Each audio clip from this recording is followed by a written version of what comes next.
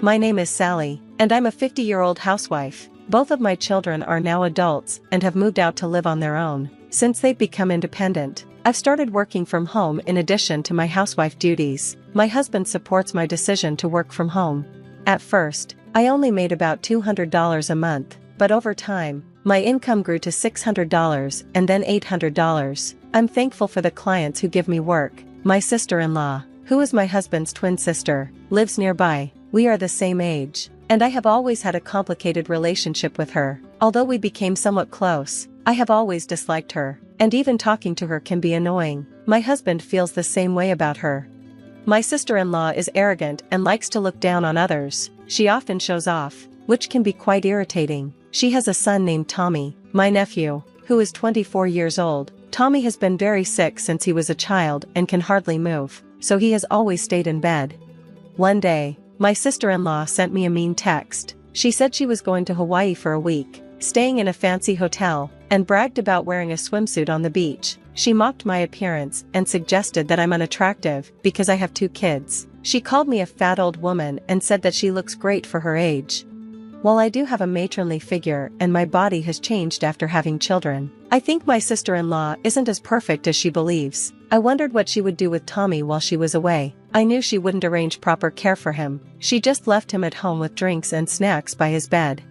I thought it was terrible how she treated him, saying I don't have to listen to her since she has no idea what hardship is like. I've had a tough time because of Tommy's condition. I even thought I shouldn't have had him. Then, I told her I would take care of Tommy and left to get him. It's only a 5-minute drive to her house, and I took my station wagon because it has space for a wheelchair.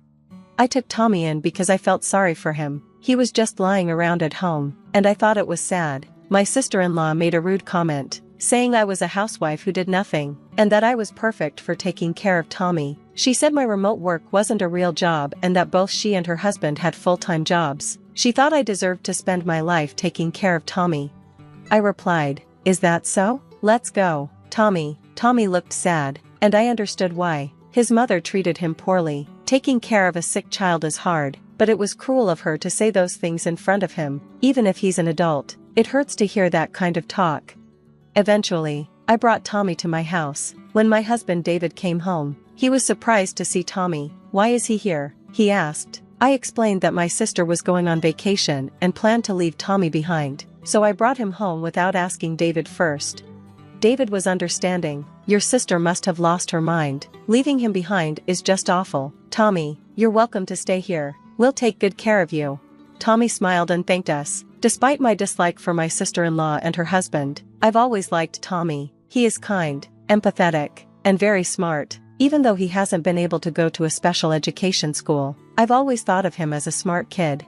After that, I found out that my sister-in-law and her husband really did go to Hawaii, leaving their bedridden son behind. I was shocked. What would they do if something happened to Tommy while they were gone? They wouldn't be able to come back right away. My husband was just as surprised as I was. They must be out of their minds for going to Hawaii and leaving Tommy behind, he said, and I agreed.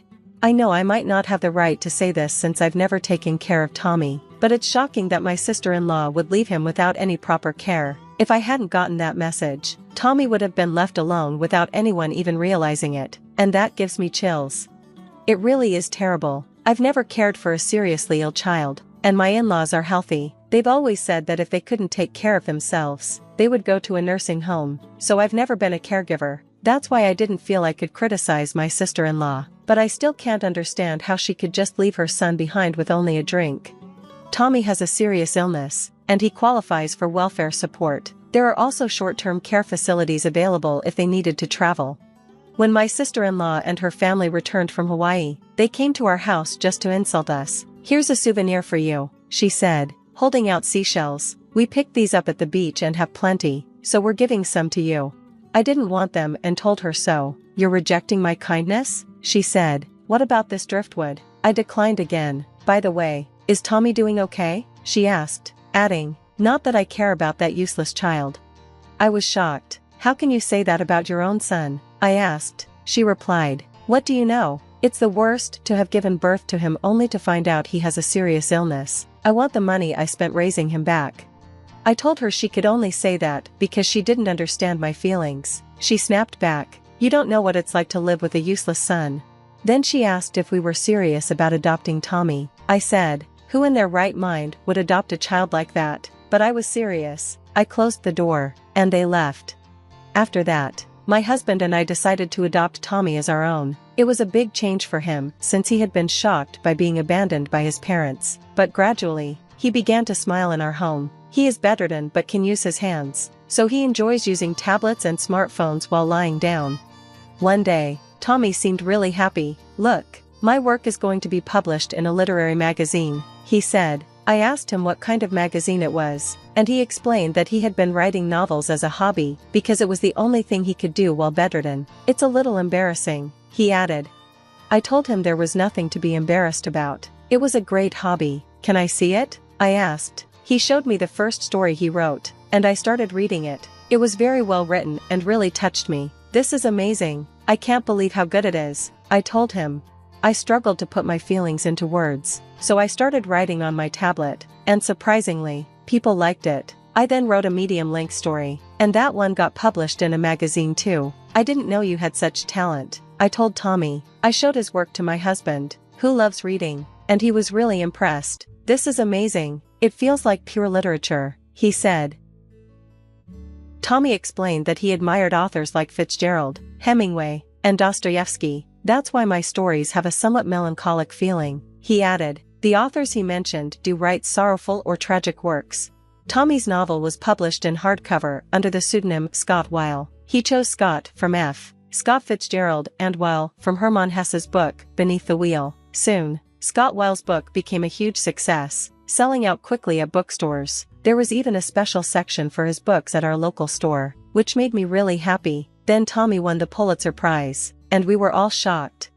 "I won the Pulitzer Prize? That's amazing. You really worked hard for this," I said. Tommy smiled, saying, "Even someone bedridden like me can become a recognized writer. No one should ever give up on their dreams." A press conference was arranged, but we didn't go with him. Tommy needed to be seated in a special wheelchair to keep him safe. I wheeled him into the venue, and I could see he was tense and nervous. When the press conference started, Tommy was in front of a lot of cameras, and the event was broadcast live on TV. "Hello, I'm Scott Weill, a bedridden author. Since childhood, I've suffered from a serious illness and have spent most of my time in bed. However, reading books was my escape, and I decided I wanted to be an author too and inspire others. I'm grateful to everyone who has read my books and to my step-parents who adopted me." After Tommy's speech, journalists started asking questions, some of which were quite insensitive. They asked him why he was adopted. Tommy responded, "My real mother was very troubled because of my illness. She probably grew to dislike me. I can't blame her for it." Then, voices rose from the crowd, saying, "What a terrible parent. That's really low." However, Tommy didn't want anyone to feel sorry for him. He said, "Everyone has their own circumstances, so please don't judge them." After everything ended, my husband and I helped Tommy into our modified car, which made it easy for his wheelchair to get in. When we got home, my sister-in-law and her husband were waiting for us. "Tommy, you won the Pulitzer Prize. I'm so happy. Come live with us again," she suddenly said. Her attitude had changed completely. She probably thought Tommy would make a lot of money now. Tommy replied, "No, I'm going to keep living here. I'm not going back to that house." "But I'm your real mother," she insisted. Tommy responded, "My only parents are Sally and David." "Then give us the prize money," she demanded. "No, this money is for my mom and dad, not you. It's for Sally." "What? I'm the one who raised you all these years. Give it to me." "Not a chance," Tommy shot back. Despite her being financially stable, my sister-in-law was always looking for ways to make money quickly. She was determined to get the $15,000 from the Pulitzer Prize, but Tommy wouldn't budge. "I don't think of you as my parents anymore. Even when I was young, you insulted me. I didn't speak badly about you at the press conference, but you often said you wished you hadn't given birth to me and that you wanted to abandon me because I was worthless. Do you have any idea how much that hurt? I'm the one who's at a loss for having given birth to someone like you. You should be the one apologizing. I did nothing wrong. How dare you forget the favor of raising you?" my sister-in-law yelled. Her husband also demanded the money, and I couldn't believe how greedy they were. It was really shameful and vulgar. They bragged about being full-time employees and said they weren't short on money, but they looked foolish. So, I decided to fight back. You love money so much. You're selling all kinds of things on those online marketplaces, aren't you? You're so desperate to make a profit. Look, you're selling a bunch of seashells, and it seems like you're selling coral too. Do you think that's okay? What? Everyone buys seashells to decorate their homes, she argued. No, that's not right. Taking a few seashells as souvenirs from a beach in Hawaii is fine, but you shouldn't take coral, even if you say it's okay. Both seashells and coral are important to the beach ecosystem, even if the coral is dead. It's not right to take it home. It's even written on Hawaii's official website. If you check the fishing regulations, you'll see it's not allowed, and you could even get fined if it's deemed malicious. What? No way, she exclaimed, shocked. I absolutely refuse, my sister-in-law shouted. Well, since you're selling those things online, it's definitely wrong, so I'm going to report you. We're going inside the house now, bye. No, don't, I'll report you, and you'll definitely get caught. With that, we quickly went into our house. Right away, we contacted the police. Anyone might pick up a few seashells from the beach, but I saw that my sister-in-law was selling a huge amount of seashells and coral online, which made me think she was a poacher or something. She probably thought it was okay to take coral as long as it wasn't alive, but ignorance can be dangerous. I also reported her on the online marketplace. I had just realized the situation yesterday, so I thought it was perfect payback. After that, my sister-in-law got in trouble with the police and ended up paying fines. I hope she understands how serious her actions were and reflects on them. Since then, she has stopped coming to our house. I wonder if she's scared I might do something else. As far as I'm concerned, I wouldn't do anything to her unless she provoked me. I'm just glad she's keeping her distance. I hope it stays this way forever. Meanwhile, I'm taking care of Tommy while working from home, and I'm getting help from a caregiver so I don't have to do everything myself. It's tough to care for him since he's bedridden, but I'm happy to be with him. I want Tommy to keep writing novels without worrying about anything. I hope his books become even more famous around the world. Our kids have also become big fans of Tommy's novels. They'll be coming back home soon, and I hope we can all spend quality time together as a family. On the day we celebrated the 50th wedding anniversary of our in-laws, I arrived late and pulled along my son to introduce him to Sael, Abigail. This is my son, Mark. Mark, say hello. I'm Mark. I'm 5 years old. Mark clung to me and looked at Abigail, shyly greeting her. Abigail, as I mentioned in my letter, my son has a congenital disability. Before I could finish, Abigail blurted out. EW, what a monster. Don't let it spread to my kids. In that moment, both Mark and I froze as if time had stopped. Abigail's husband didn't say anything, but his look of discomfort was evident, clearly wanting to keep his distance. Kevin and the in-laws were speechless and rigid. I couldn't believe what was being said to such a young child, filled with disbelief. Not knowing what to say to the insensitive remarks of Abigail and her company, I stood there motionless until I heard a voice from beside me. Do people hate me again? Mark looked down, desperately trying to hold back tears. Such words would hurt an adult, let alone a child. It's not contagious. He has albinism, which just means he was born with less pigment. Still a disease, it can spread. Scarlett, get rid of that ugly kid fast. Get out. My husband was trembling with anger. During the heated argument, tears fell from Mark's eyes. Interrupting Kevin, who seemed ready to confront Abigail, Phil Robert spoke up. That's enough. Don't ever come back. The relief was visible on Abigail and her husband's faces. They smiled triumphantly as if they had found someone who understood them. But their smiles quickly turned to surprise. What? Dad, what are you doing? My name is Harper, a 40-year-old housewife living with my husband, Kevin, and our son, Mark. Only 5 years ago, the thought of living happily as a family of 3 was unimaginable. Kevin and I had always wanted children but were unable to conceive.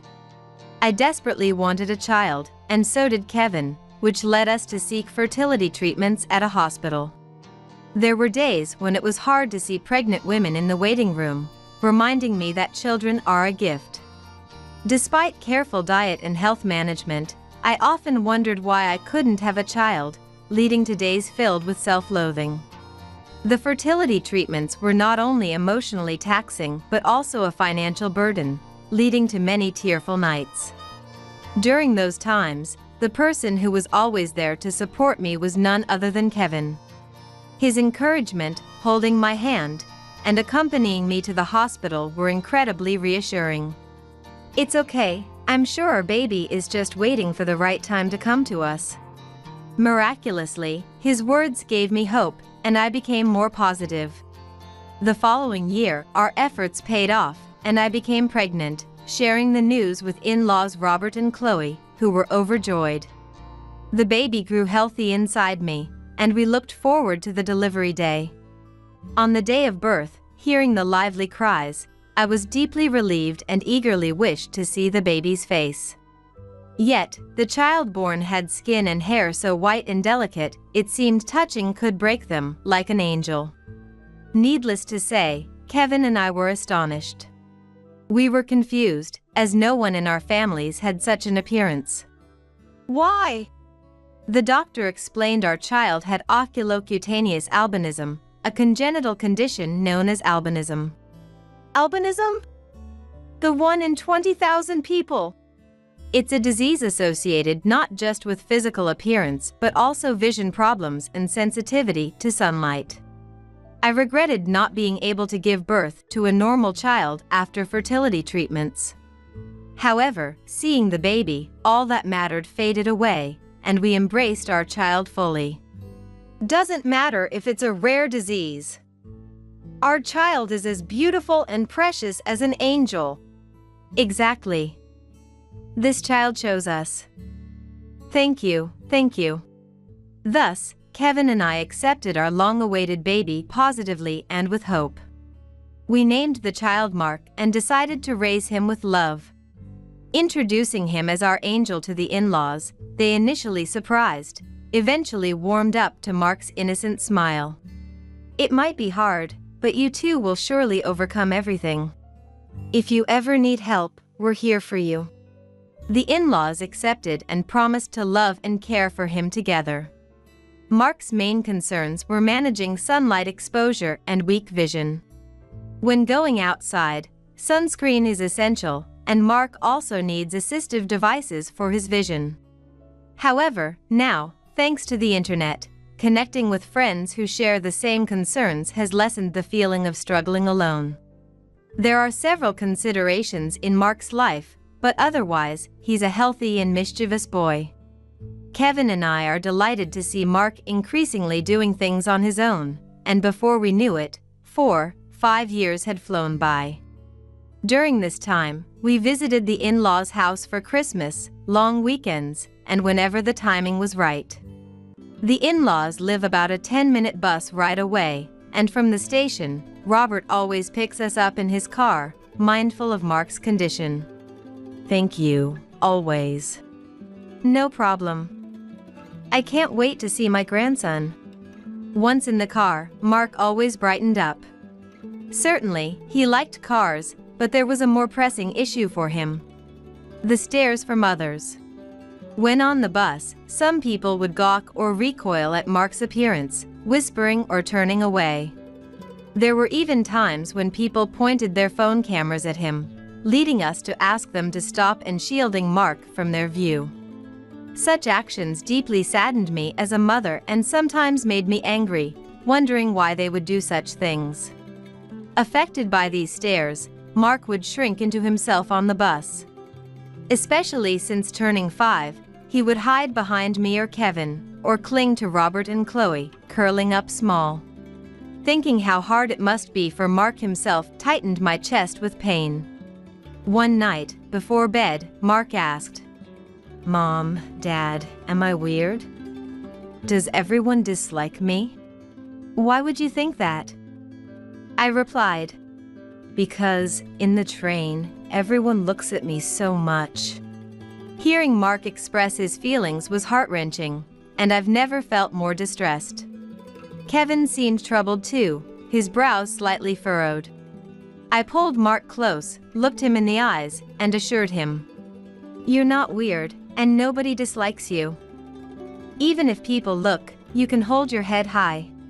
With tears welling up in his eyes, he listened to my words and simply replied, "Okay, I understand. Mark, how about you sleep with Dad tonight?" "Okay. Read me a story?" Excited, Kevin headed to the bedroom with Mark.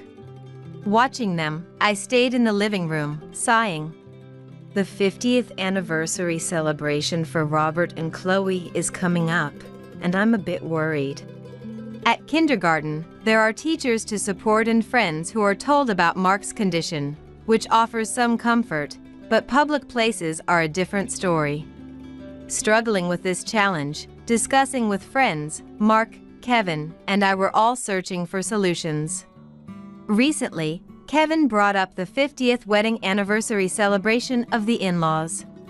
Abigail, my sister-in-law living far away, would be coming, and it was suggested we celebrate grandly with her family. Mark hasn't met Abigail yet. It might be a good opportunity, don't you think, Scarlett? Abigail too?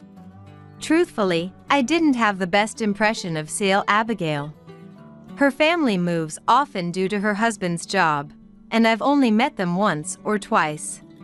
When Mark was born, I sent a letter but received no reply.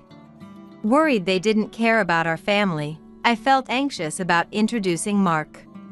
When I shared my concerns, Kevin reassured me with a smile. "It'll be okay. Abigail isn't that bad, and her husband has always been nice to me." "Okay," I conceded, perhaps overly concerned about others' judgments. Maybe Abigail and her husband are genuinely kind, and the lack of response to my letter was just due to their circumstances. If they're coming all this way to celebrate their parents' 50th anniversary, we shouldn't dismiss their intent. While I could handle any comments about me, I worried whether Mark would be accepted or subjected to stares like on the bus, but we agreed to include Sael's family. And so, with lingering anxiety, we approached the day of the 50th anniversary celebration. Due to flight schedules, Sael's family would arrive later. For this special day, instead of Robert's car, Kevin and I escorted the in-laws to a high-end restaurant. Because we had a reservation, I said, "I'm Harper." And the receptionist led us to our room. Robert and Chloe, smiling happily, held Mark's hand as they walked to their seats. The stylish space, fitting about 10 people, was lit with soft lighting, creating a calm atmosphere. "Grandpa and Grandma are happy." "I'm happy too." "Yes, Mark is happy too." Mark seemed to understand today was special, smiling more than usual. He was dressed in new clothes bought for the occasion, looking even cuter, which made the staff lady smile. After some time chatting, Sael's family arrived late. They appeared in formal attire, and Scarlett, Mark's cousin, was also dressed in a cute outfit. "Sorry we're late. Dad, Mom, congratulations today." Abigail dropped her bag and greeted Robert and Chloe. Of course, Abigail's husband and Scarlett smiled and said, "Congratulations." When they settled, I nervously greeted Sael's family. Abigail, long time no see. Thank you for coming all this way today." Right." However, she responded indifferently, as if she barely knew me. Gathering my courage, I brought Mark over to introduce him. This is my son, Mark." "Say hello, Mark." "I'm Mark, 5 years old." Mark clung to me and shyly greeted Abigail. "Abigail, as I mentioned in my letter, my son has a congenital disability." Before I could finish, Abigail bluntly said, "EW, what a monster. Don't let it spread to us." Instantly, Mark and I froze as if time had stopped. Abigail's husband, without saying a word, clearly looked uncomfortable, clearly wanting to keep his distance. Kevin and the in-laws were speechless and stiff. I was filled with disbelief at what was said to such a young child. Not knowing what to say to the inconsiderate Abigails, I stood there motionless, but then I was brought back to reality by a voice from beside me. "Am I disliked again?" Mark looked anxious, holding my hand. Laughing, Abigail said, "Yeah, nobody wants to see Mark's face." Mark looked down, trying hard not to cry. Such words would hurt an adult, let alone a child. I thought about slapping Abigail right there, but hugged Mark tightly instead. "What are you saying, Abigail? That's not true." "That's right. Abigail, how could you say that?" Chloe hugged me and Mark in defense. What? Mom, you're defending that monster? It's gross, like, it's all white and has white hair. Is it contagious? Get it away if it's going to spread. It's not contagious. It doesn't spread. He has albinism, a condition of being born with less pigment. So, it is a disease. It could spread. Why did you bring him? Stay away. Scarlett, stay back. Abigail, don't say that. Mark is not a monster, nor is it contagious. Don't treat him like a leper. Kevin, is that really your child? Unbelievable. Why don't you understand, Abigail? Just get rid of that ugly kid, fast. Get out. Kevin's hands trembled with anger. During the heated argument, tears streamed down Mark's face. Intervening before Kevin could confront Abigail, Robert spoke up. That's enough. Don't ever come back. Relieved were only Abigail and her husband. They seemed to have found an ally, their faces wearing a triumphant look as if to say so. But that smile quickly vanished, turning into a look of surprise. What? Dad, what are you doing? Robert had grabbed Abigail and her husband's bags and threw them out of the room. Then, after clapping his hands together, he turned back to the astonished couple. To treat a polite child, who greeted you upon meeting for the first time, like this. That's not my daughter. You are the monsters. I don't want to see such ugly faces. But Dad, what if you and Mom catch it? I'm worried. No need to worry. If you had the heart to worry about me, you could have considered Mark's feelings too. Why didn't you? No, come on, that's just not normal, no matter how you look at it. Stop saying such heartless things. Get out now. Abigail's couple was taken aback by Robert's demeanor, unseen by Kevin and me before. They seemed to want to say something more, but then a voice exclaimed, "Stop it!" All eyes, including Kevin's, turned to the source. Surprisingly, it was Scarlett, dressed in her cute outfit. Her cheeks flushed. Albinism isn't contagious, and he's not a monster. Why would you say that? Dad and Mom, that's awful. She declared this with all her might, tears streaming down her face. That alone showed she was angry and hurt for Mark, which made me incredibly happy. Yet, Abigail harshly responded to her daughter. Scarlett, be quiet. You don't know anything.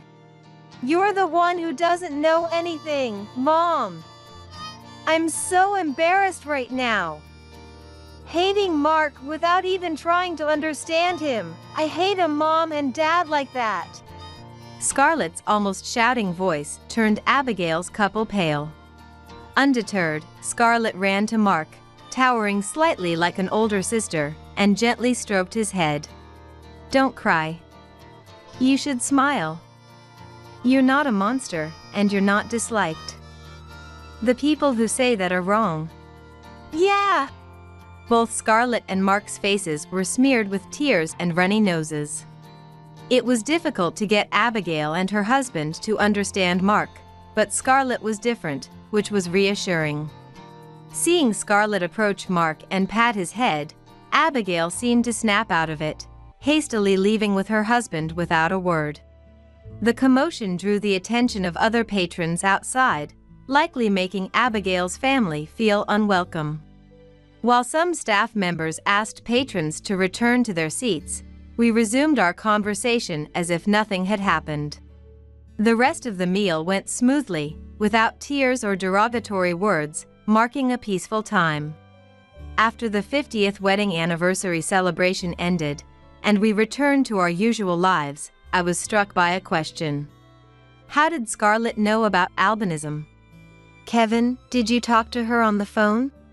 No, I haven't. I thought you had told her, Harper. Wondering how she knew about Mark without us telling her, we received a letter. The sender was Scarlett, who had apparently gotten our address from Robert and Chloe. The letter, written on cute heart pattern stationery like that of a young girl, contained her earnest words. After dinner that day, we decided to read the letter together. The letter began with "To Mark's mom and dad," sharing Scarlett's personal thoughts on people with albinism. Scarlett, due to her parents' moves, had changed schools several times, about 3 in total. At one of her previous schools, there was a child with albinism similar to Mark.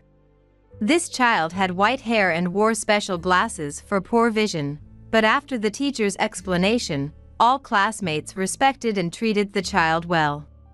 And Scarlett liked that child. Without discrimination against anyone, not minding their own disability, and being kind to everyone, she found them genuinely cool and fell for them. Even with poor eyesight, they had great hearing, were good at singing, and could play the piano. I wanted to be as kind as them, but Mom was different.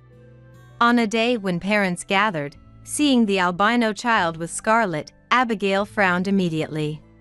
Scarlett, who's that child? Dyeing hair in elementary school? And those ugly glasses don't suit at all. You shouldn't play with that child, okay? Understand? Saying so, she complained. Scarlett was filled with disbelief and felt very upset. Shocked and frustrated at her inability to retort her mother's heartless words. So, I felt relieved when I could finally speak up about Mark.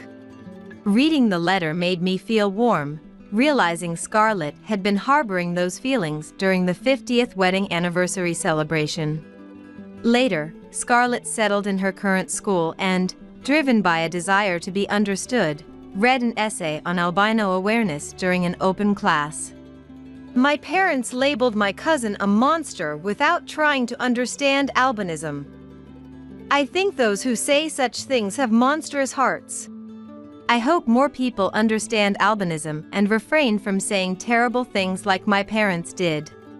I wish for a class where everyone respects each other as they did at my previous school, where a composition read on open day, advocating for mutual respect, was highly praised. At the same time, Abigail and her husband faced condemning stares and were embarrassed. Following that open day, they were viewed coldly by other parents in the neighborhood, and Scarlett was scolded by Abigail. But she seemed unfazed, hoping to grow up to be someone who can eloquently explain and support people with albinism. Please be kind and stand tall, Mark. I'll do my best too. See you. The letter ended with this message, accompanied by a cartoon character sticker that seemed like it could come from a girl's magazine, saying, "Your ally." Of course, Mark still can't read well, nor does he fully understand the meaning of the words. But when I carefully explained how to read it, Mark, with a happy smile, excitedly shouted, "Ally, ally." Seeing this made both Kevin and I happy, and we all ended up laughing together. In fact, since the day of the 50th wedding anniversary celebration, Mark, perhaps remembering Scarlett's words, has always stood tall, never shrinking, whether on the bus or at kindergarten. What kind of mental change occurred, I'm not sure, but it seems Mark has understood Scarlett's words in his own way. When going to meet the in-laws, as usual, we got on the bus and sat down. Some high school girls who seemed to have finished school early were talking about Mark, covering their mouths but their eyes laughing. What's that? White hair. I was considering changing seats, but then I noticed Mark had also seen the girls and was staring back at them. Mark? When I called out to him, Mark, still looking at the high school girls, smiled back at them. Surprised, perhaps, the girls moved away, flustered. There were other times when we were talked about or stared at, but Mark began to smile back each time. The speakers would feel guilty, stopping their gossip and diverting their attention to their phones. It seems to be Mark's own way of handling situations, though I wondered where he learned such diplomacy. But upon reflection, Scarlett had encouraged him that day. Don't cry, just smile. Those words must have resonated with Mark. It's not that there are no more people who mock or stare or demean based on appearance. In fact, we'll likely encounter more such people. Seeing Mark not just protected by me, his mom, but protecting himself, made me feel incredibly proud of his growth. Our child is striving to live with strength. Maybe it's thanks to Scarlett. I often think, if only there were more kind-hearted children like Scarlett. Discussing this with friends, I found support among other moms, leading to small educational gatherings in public spaces. If both those directly involved and those around them can understand each other, surely we can connect kind-hearted people and create a slightly kinder world than today. I hope for a world where more people, like Scarlett, understand and treat those with disabilities without discrimination, making it a better place for Mark to live positively. There is no seat of mine. Olivia, oh, your seat? I canceled it. Ava. Today is the wedding ceremony of my dear brother, Jack. Me, his real sister, not having a seat at the groom's side is unthinkable. What do you mean by canceled? Oh dear. I mean exactly what I said. Your seat isn't here anymore. Laughing almost cartoonishly, adorned with numerous necklaces and bracelets, is Ava, the bride's mom. To me, she's just my sister-in-law's mom, not someone I usually interact with much. But, as it turns out, Ava and I have a bit of history. I'm Olivia, a 25-year-old singer. Since childhood, I've pursued my dream, enduring hardships and disappointments, but 3 years ago, I passed a crucial audition. That led to hit songs, and now I'm busy with solo concerts and TV appearances. I met my husband, Michael, at work, and we married a year ago. Both my professional and personal life are thriving. It's all thanks to the support of my family. Especially my brother, Jack, who's always been here for me. He had been claiming to me as, "I'm your first fan since my debut." However, in the entertainment industry, I sometimes face criticism for being frivolous or chasing dreams endlessly. When Jack's marriage was decided, my biggest concern was exactly this. I worried if Jack would be badmouthed by his wife's family because of my career, but Mary and Ava, his wife and mother-in-law, smiled and supported my work. I was so happy with that, yet I never imagined today's wedding turning out like this. Come on, how long will you stand there? You're obstructing the other guests. Please leave quickly. What are you talking about? Today is my brother's important wedding. I'm definitely attending. How many times do I have to tell you? You don't have a seat. Just go home immediately. Then, a staff member from the venue, seemingly who unable to watch any longer, came to help. If there's been a mistake, we can arrange a seat for you. What would you like to? It's fine. Today is my daughter's wedding. The presence of someone like her would only lower the grade of the ceremony. No need for unnecessary interference. What do you mean by that? Don't you get it? I don't want someone with a frivolous job like yours in my family. I cannot let that comment go. Please retract it. Where did I go wrong? I'm proud of my job. Just because you're a bit famous, you act so high and mighty. You're just a one-hit wonder, aren't you? You'll fade away soon enough. I was so stunned by her words that I fell silent. My husband Michael, perhaps out of anger, had gone pale and was glaring at Ava. Was Ava really so pleased with our situation? She dramatically spread her arms wide with a triumphant look. Her heavy bracelets clanged loudly. If you really want to attend badly, there's one condition. If you can meet it, you're welcome at the wedding. All right, let's hear it for now.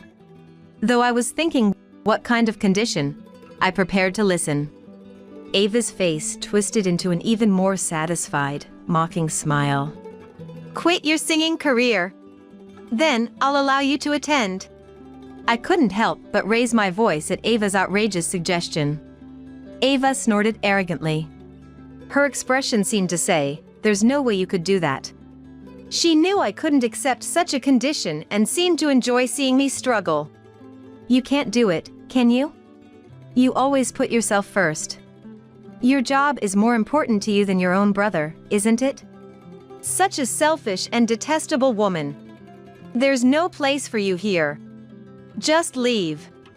Shocked by her cruel words, my husband Michael started to retort, but I pulled his arm to stop him. Michael looked at me unhappily, but I shook my head slightly and then faced Ava squarely. Understood. Then, we'll leave here. What? Michael, let's go. Wait a minute. This is your own brother's wedding, are you sure? Ava seemed panicked as I began to leave the venue, was saying nonsensical things. My reaction must have been quite different from what Ava had expected. Perhaps she thought I would be crying, begging, please let me attend the ceremony. Right after leaving the venue, I heard Ava's screeching voice. How insolent! But I didn't stop. As I walked down the corridor, I heard someone calling my name from behind. Turning around, I saw Jack running towards me, looking frantic. Sis, I heard everything. This is unbelievable, truly unacceptable. Jack, calm down a bit. How can I stay calm in this situation? Michael and I had to soothe an agitated Jack together. Once he calmed down a bit, I took a deep breath and faced him. I'm sorry, Jack. I didn't mean to cause trouble on your special day. This isn't something you should apologize for, sis. But why would Ava say something like that? Well, anyway, now things happened like this, I'm calling off the wedding. Then it's my turn to be surprised. What? Wait a minute. That's too much. I can't have a wedding feeling like this. But what about Mary? I'm fine with it. Surprised by the unexpected voice, I turned to see Mary standing there. Dressed in a beautiful white wedding gown, Mary looked like a fairy, but her face was clouded with sadness. This pained my heart even more. I'm sorry that my mom's behavior. I don't understand why she did that. It's not Mary's fault. But I can't go on with the wedding knowing I've caused you such distress. We'll explain it to the guests. So, sis, don't worry about it. All right. But don't push yourselves too hard. Sis, I'm sorry. I'll come and apologize properly later. I'm very sorry. Mary. Tears streamed down Mary's face as she apologized repeatedly, and I felt like crying too. What should have been the happiest day of her life was ruined.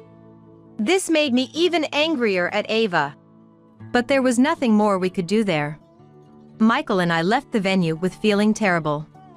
According to Jack, who called me that night. When Ava heard the wedding was cancelled, she was furious. Seemingly oblivious that she was the cause, although she ranted about the preparations and the money spent. However, an angry, tearful Mary and Ava's husband, now aware of the situation, scolded her, and she reluctantly backed down. Jack and Mary told the guests that a family member had fallen ill as an apology. Not revealing the truth was probably their way of showing some mercy to Ava. Thinking of their feelings, I felt deeply saddened. How did things end up like this? While Jack and Mary's support was comforting, but I couldn't help feeling down, blaming myself for being a singer. A week later, Michael and I visited Jack's house. We had received a call from Jack and Mary, who wanted Ava to join them in making a formal apology. They should be the ones coming to our house. Ava absolutely refuses to do that. Are they really sorry then? I think so too, but considering Jack and Mary's feelings. I didn't want to see Ava, but after hearing Jack and Mary's earnest apologies on the phone, I couldn't refuse. Besides, I had something important to resolve. Sis, sorry for bothering you today. Mom, come on, greet them properly. They apologized repeatedly as we arrived. Ava, looking displeased, merely muttered, "Oh, hello." Seeing this, an almost tearful Mary scolded her. I was beyond anger, so already wanting to leave, but I didn't. Because Jack urged, "Please come in." Michael and I sat down, opposite side was Jack and Mary, with Ava also seated. "It's about..." Mary began. "I wanted to be a singer. It's embarrassing now." There's nothing embarrassing about it. Mary has more talent than anyone. Mom, please be quiet. As you can see, she was more enthusiastic about me becoming a singer than I was. Singing is the perfect career for Mary. Please, just be quiet. Ava, about to start shouting, was silenced by Mary's firm words. Of course, singing was my dream too. But as I realized there were better singers out there, my desire faded.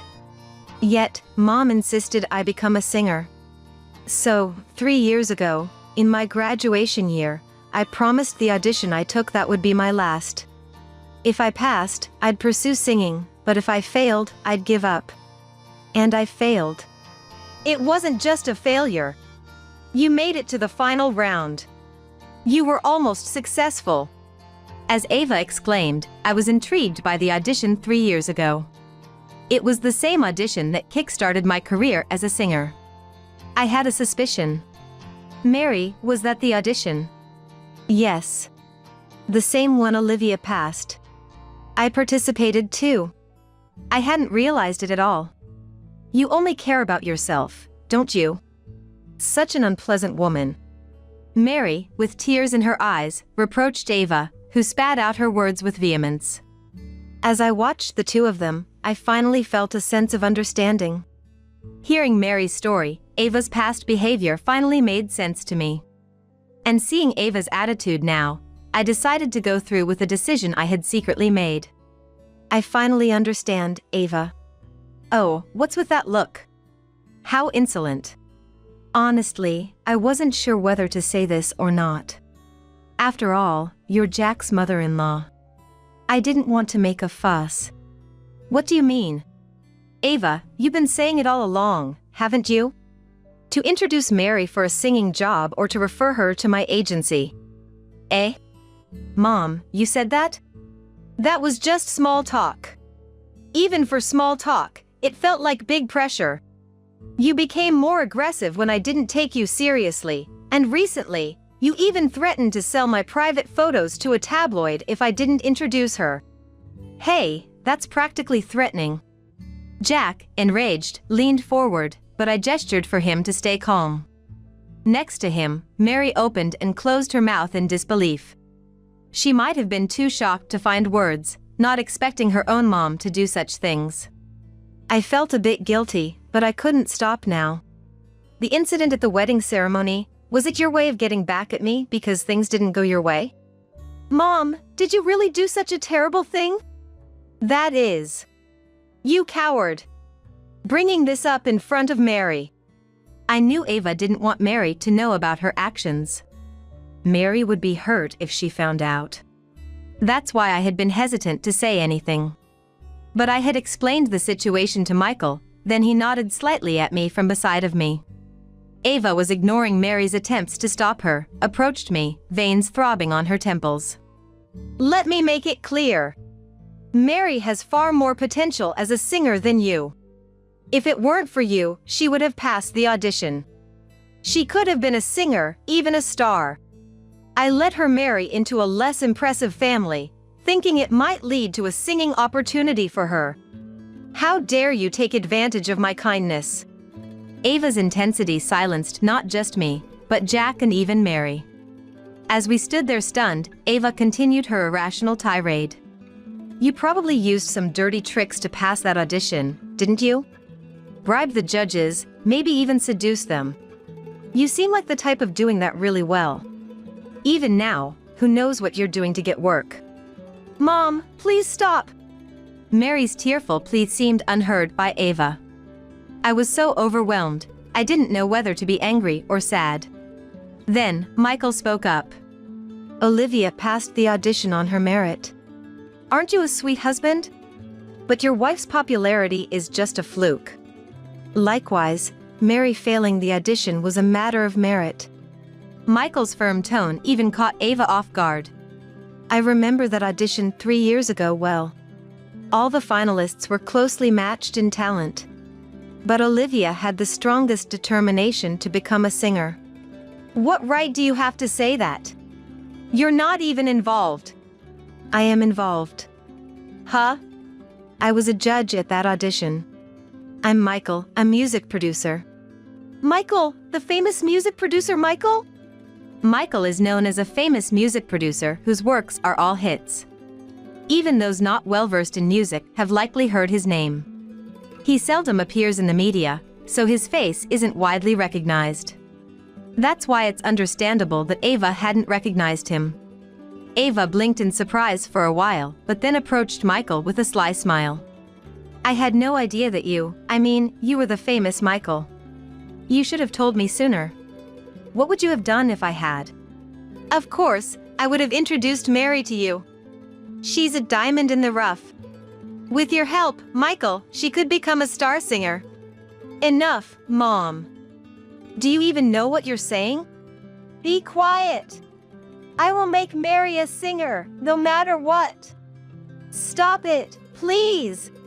Mary yelled with a voice that sounded to shake the room, tears streaming down her face as she glared at Ava. Her face was red with anger, fists clenched tightly, clearly furious from the bottom of her heart. In conclusion, Mom just wanted to make me a singer for her own vanity and desires. That's the worst. How can you say such things to your mother? A parent's dream is their child's dream. Children have a duty to fulfill their parents' dreams. Don't you understand that? I gave birth to a child with a talent for singing, just for this. Don't talk nonsense. The one talking nonsense is you. You could have been rich and famous. What a disappointment. That's it, I've had enough. I'm cutting ties with you, Mom. What? Are you out of your mind? From this moment, you are a stranger to me. Please leave. Mary, don't joke around like that. Get out. Mary, with a strength that belied her slender arms, pulled Ava and pushed her outside the door. Ava, having been thrown out, angrily pounded on the door. When Mary threatened to call the police if she didn't quiet down, Ava's anger turned to tears and pleading. Mary, why are you doing this to me? I've always done everything for you. Still saying that. Apologize to Olivia, you shameless woman. Watching Mary shout pained to me, but I was glad she stood by me to the end. I secretly decided that if Jack and Mary would have another wedding, I will definitely support them. 3 months after the incident with Ava. Ava, disowned by Mary, was also divorced and kicked out of her home by her husband. It was discovered that she had secretly incurred debts in her efforts to make Mary a singer. She faced claims for damages to her family and me, as well as the wedding cancellation fees, which further increased her debts. Now, she's living modestly, working part-time to repay her debts. Having been a housewife for so long, it's been tough for Ava to work outside. She frequently contacts Mary, saying, "We're family, after all." But Mary firmly rejects her each time. This experience taught me that being a well-known name can unexpectedly attract resentment. Although having achieved my dream, I consider myself fortunate and will continue to work hard as a singer. The compensation money from Ava was given to Jack and Mary, which they used for their rescheduled wedding. Seeing them finally happy was a great joy for me. Finally, my sister Whitney has given birth. Our family was overjoyed, and even though it wasn't Christmas, relatives gathered together. The stars of the show were, of course, Whitney and her baby. With food and drinks ready, the party began. After we all toasted, my husband Brad approached Whitney and the baby. Whitney handed the baby to Brad, and he held the baby in his arms. Brad looked at the baby with such a loving gaze, as if he were holding his own child. "Hello, baby. Oh, you're so cute." After admiring the baby, he turned to me and said, "If only you could actually have kids." Followed by a sigh. "Still really cute. Wonder who it looks like." He insulted me in front of all the relatives, seemingly unaware of the icy atmosphere that followed. In the frozen silence, the family gathered around Brad and Whitney, enclosing them. Whitney and Brad, engrossed with the baby, hadn't noticed until Whitney's husband Chuck spoke up. "It really doesn't seem to take after me. There are elements of Whitney, though." He confronted Brad calmly. It seemed Whitney and Brad finally noticed the awkward air. Surrounded by relatives, they looked to be huddling together. "Overall, Brad, it seems to take after you, don't you think?" Donald, Brad's dad, added insult to injury. "Really now? Brad, it's the spitting image of you when you were little." His tone was cold, unfitting for the celebration. Eh? Seeing Brad taken aback, I couldn't help but let out a smile. Brad had no idea that I had been laying the groundwork with the relatives. I'm Zoe, 42 years old. My life has been nothing extraordinary. Not academically gifted, nor athletically talented. Not the type to stand out, I've probably been forgotten by my classmates, leading a plain life. I have a younger sister, Whitney. Unlike me, Whitney is beautiful and stylish. Though our age difference spared me from blatant comparisons, from what I saw, Whitney was adored by many from a young age. Becoming a show-off in elementary school worked to her advantage, making her a central figure in her class. People gravitated towards her, regardless of gender, and after school, friends were always coming over. As she grew older, perhaps thinking little of my plainness, Whitney would say, "Zoe, you're so plain. Make sure not to show your face when my friends are over." Ignoring me even when her friends weren't around. Confused by Whitney's attitude and feeling uneasy around my own sister, I decided to move out. I had a job lined up and had saved some money from working part-time while attending college. So I moved out without anyone stopping me. It was lonely at times, but being alone was more comfortable than being nagged by Whitney. Occasionally, when I visited home, I heard from Mom that Whitney's behavior seemed to be getting worse year by year. By the time she was in high school, Whitney started going after people's boyfriends. And Mom would come to me for advice. But since I had no experience with love, all I could do was try to console Mom. In the end, Whitney never changed, and Mom's worries never ceased. I became close to a senior coworker while working together on a project. His name was Brad. He was 2 years older than me, someone I had been on the same team with since the last project. I had never been approached by men before, but after the project ended and we all went out for drinks, he asked for my contact information. Even while drinking, I was the sober one, taking care of drunk colleagues and supporting the organizer, which apparently caught his attention. "How about we go out for dinner, just the two of us?" Thinking he had asked for my contact for work-related reasons, I was surprised by his sudden invitation. Finding no reason to decline and thinking this would be a one-time thing, I accepted his invitation. However, when we actually sat down to eat and talk, we got along so well that time flew by. Unable to suppress the feeling that I didn't want it to end with just this once. I found myself saying, "May I have the pleasure of inviting you out next time," in a surprising move. Perhaps it was the alcohol talking. I was flustered after saying those words. Brad looked stunned. "Oh no."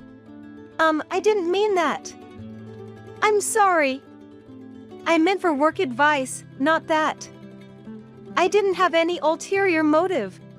I rushed to explain, wanting to run away from the embarrassment. Then, ulterior motive. "You're an interesting person, Zoe." Brad burst out laughing. "I'd be happier if it was with ulterior motives." Suddenly serious, Brad took my arm. "Shall we go to another place?" I quietly nodded and followed Brad. I'll never forget that night. Even after we got married, we would laugh about it when recalling that time. My first love at 28 felt embarrassing, but he accepted me and took the lead. With him, my once plain life seemed to blossom into something beautiful. At 28, I finally understood what love was, and I gained confidence. 2 years later, he proposed, and we got married. Me, Zoe, 30 years old. Married at a nice round age. And with a new name, I decided to start a new life. I got along well with Brad's parents, especially Mael, as if we were friends. The common mother-in-law and daughter-in-law conflict was non-existent for us. Whitney, attending our wedding, seemed enraptured by the atmosphere, barely acknowledging me. After the ceremony, as Brad and I were heading to the next venue, Whitney ran up to us. "Zoe! Today's wedding was so beautiful. It makes me want to get married soon too." Any past resentment seemed gone. Whitney smiled at me. "It's about time I settled down too. Not just any man will do. I'll find the right one and have a wedding that everyone can celebrate." It seemed our wedding made her crave a normal happiness. Declaring her intention to change, Whitney left. I was stunned by our brief exchange, but wanted to believe in her words of change.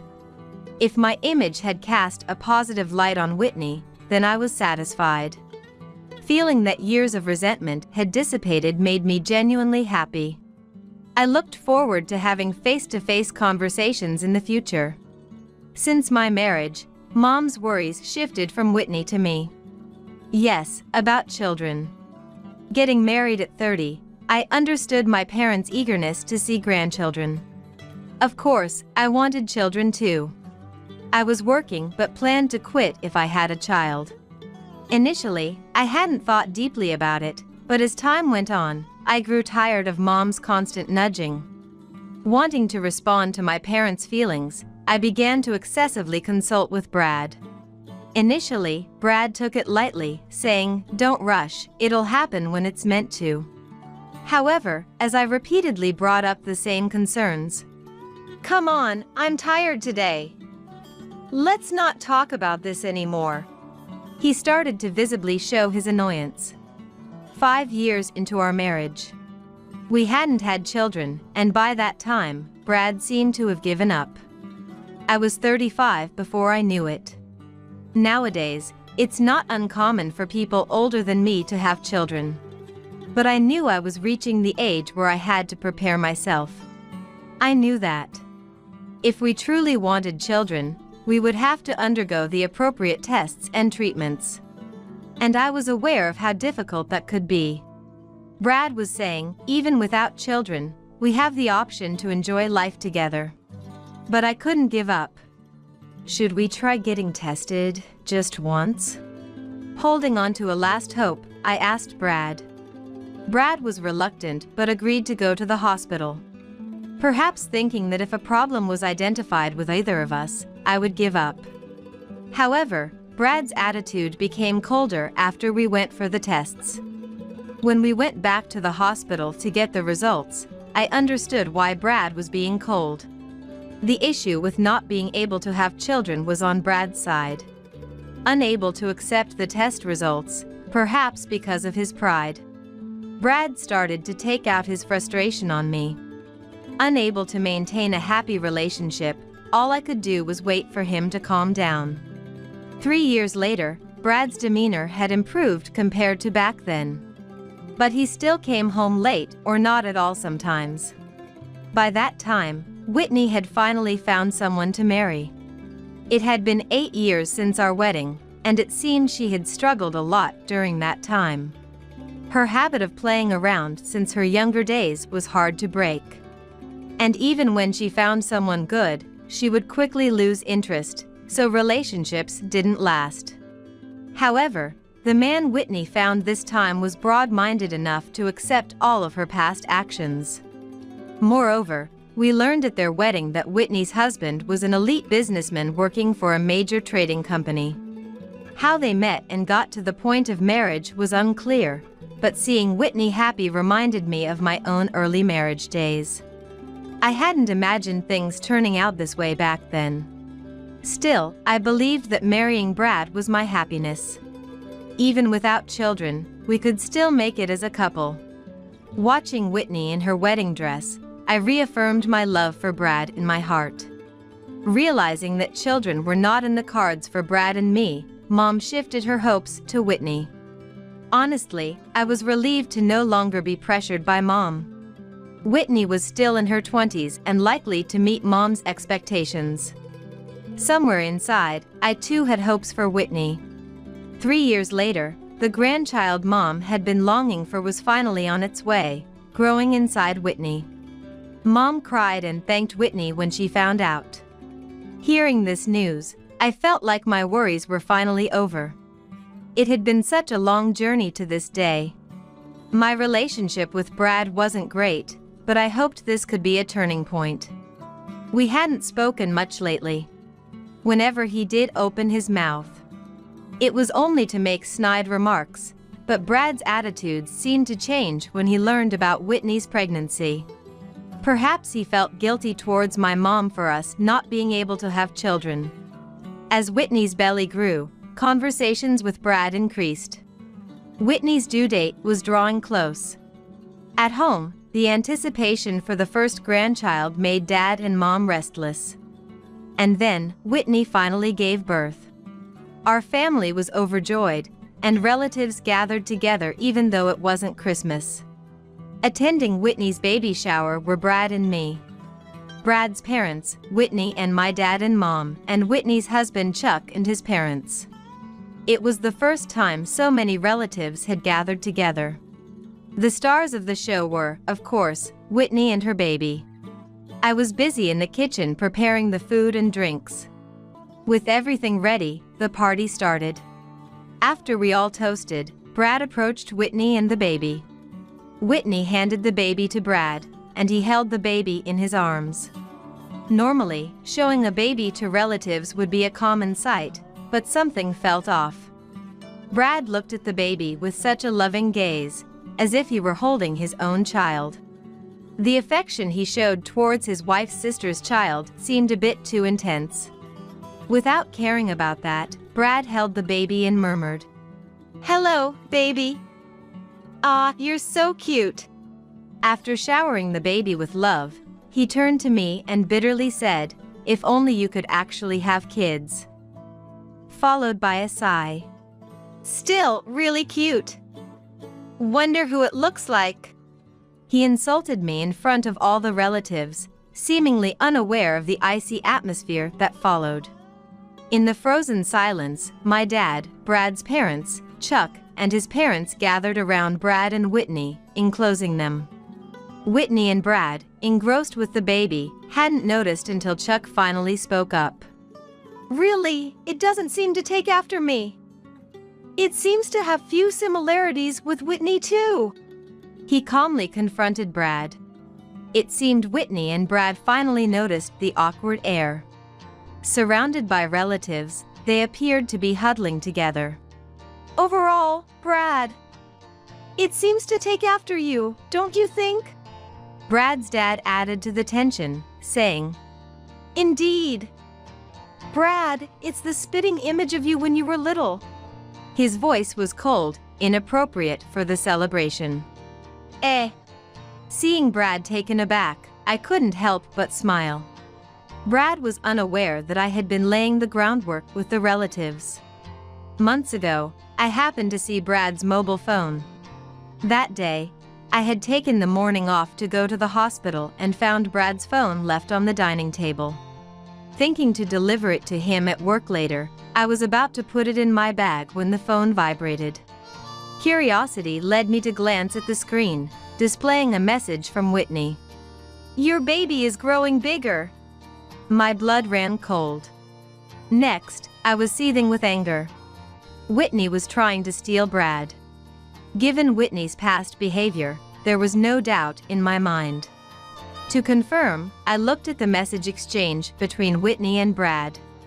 It was an affair. Whitney planned to pass Brad's child as Chuck's. Brad was waiting for the right time to divorce me and remarry Whitney. I took photos of the message exchange as evidence. Since then, I've acted oblivious.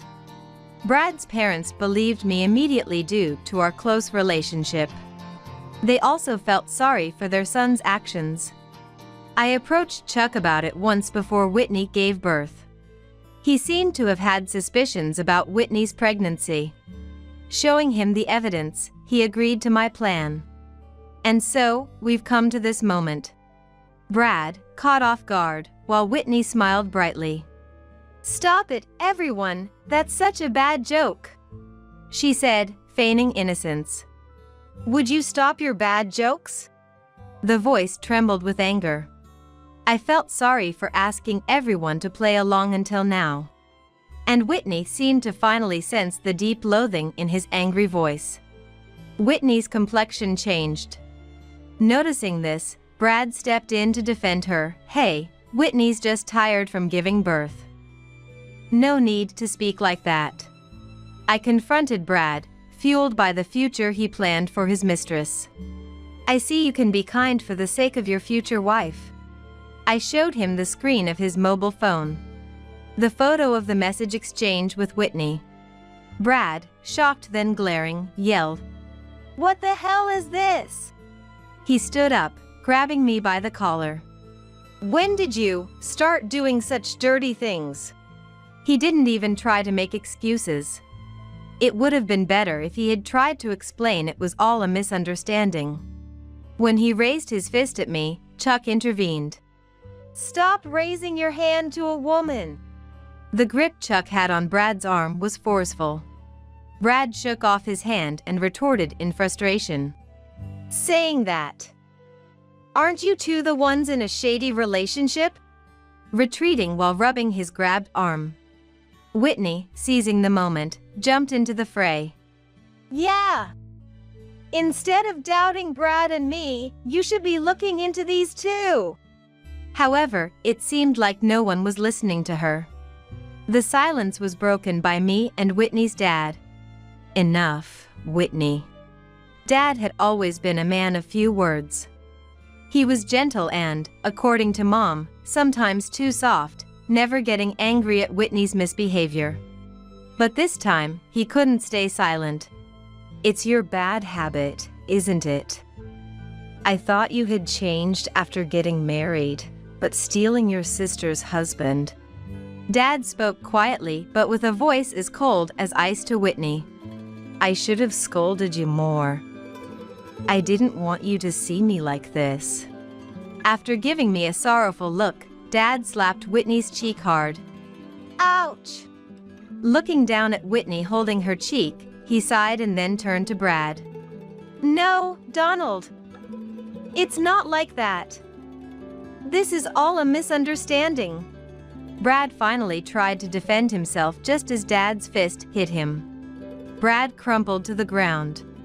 Then, Dad loudly said to them, "The pain you're feeling is nothing compared to what Zoe and Chuck went through. Do you understand?" Whitney's sobbing could be heard, though it was doubtful if her tears were from remorse. Dad turned to Chuck and his parents to apologize deeply. "I'm truly sorry for the unforgivable act my daughter has committed." Mom also apologized next to Dad. Then to Brad's parents, "I'm sorry for raising my hand to Brad in front of you," apologizing deeply once again. Brad's parents also apologized to us. What is this? I did nothing wrong. Brad began to shout, breaking the silence. It's all because Zoe is infertile. What a pitiful sight. So, it's not my fault. Whitney also started to struggle. It's Zoe's fault. Having such a wonderful husband but not being able to bear children. So I decided to have his child instead. Whitney seemed to realize midway. No one was on their side. Cold stares were fixed on them. I decided to make it clear. Listen, Whitney. I struggled to keep my anger from seeping into my gentle tone. The cause of infertility wasn't me. Wah! Whitney was stunned. We had fertility tests done. Everyone listened silently to my voice. The results showed that Brad was the cause. The room went quiet. Wah! No, that. Whitney's eyes began to dart around. A habit when she's hiding something. Brad? That's a lie, right? Whitney confronted Brad, but he was deflated. I don't accept those test results. Brad couldn't accept that he was the one unable to have children, but I showed the hospital's test result papers. Dad and Mom looked at the evidence, and from Whitney's reaction, it seemed they realized something. Whitney, whose child is that baby really? Delivering the final blow. It's Chuck's child, obviously. She seemed unaware that her story was changing by the moment. Then, to put Chuck's mind at ease, why not do a DNA test? Whitney's eyes darted around nervously. There's no need for that. It's Chuck's child. Mom approached Whitney, speaking to her with the gentleness one uses with a small child. Whitney, let's get tested, shall we? I want to believe you, Whitney. Let me believe you this time. Her voice trembled towards the end. Mom was sobbing, huddled over. You're old enough, Whitney. It's time to take responsibility. Dad told Whitney, then apologized again to everyone gathered. He promised to report the results later, and Whitney's baby celebration party came to an end. Whitney stubbornly refused the DNA test, but her attitude only spurred our parents more. Dad tried to persuade Whitney himself, but she wasn't willing to listen. Eventually, without Whitney's consent, the test was forcibly conducted. Meanwhile, I had moved out of the house I shared with Brad. Brad, still not accepting his infertility, joked, "So, Whitney will move in after you leave." But I was already starting the divorce proceedings, undistracted. Months after the family gathering, Mom contacted me about Whitney's DNA test results. We were to return to our parents' house to hear the outcome. Brad, Chuck, and I listened intently to the results, which were unexpected by all. A heavy sigh escaped everyone's lips. The father of Whitney's child was neither Chuck nor Brad. What on earth does this mean? Dad couldn't contain his anger. Even more furious than when he had slapped Whitney. What does this mean, you say? Whitney asked rhetorically, but no one supported her. Whitney, explain yourself. Chuck admonished her in a low voice. Resigned, perhaps realizing she couldn't escape the truth any longer, Whitney explained in a small voice. I don't know who the father is. Chuck was so busy with work right after we got married, and I felt so lonely. Her voice gradually turned whiny. It's not my fault Chuck made me feel lonely, right? The child is innocent. Let's pretend that night never happened. Please. Whitney moved closer to Chuck, not Brad. So, what about you and Brad? Chuck asked gently. Right. Brad was just for fun. I was entertaining him because things weren't going well with Zoe. Whitney glanced at Brad and laughed. Besides, Brad may come from a wealthy family, but he's so stingy. He never spoiled me. Chuck, you're the only one for me. Whitney clung to Chuck's arm. Brad, faced with the realization of his infertility and Whitney's abandonment, was just staring blankly. So it is. Chuck muttered softly, then forcefully shook off Whitney's clinging arm. Whitney fell off the couch, but Chuck stood up, towering over her. I've had enough. Talking to you any further is a waste of time. His eyes filled with hatred and sorrow. Dad and Mom said, we'll send the divorce papers later.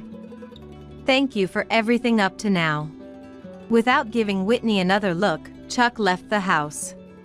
It's the expected outcome, Mom said, placing a hand on Whitney's shoulder. From now on, you're nothing to me. Leave this house immediately.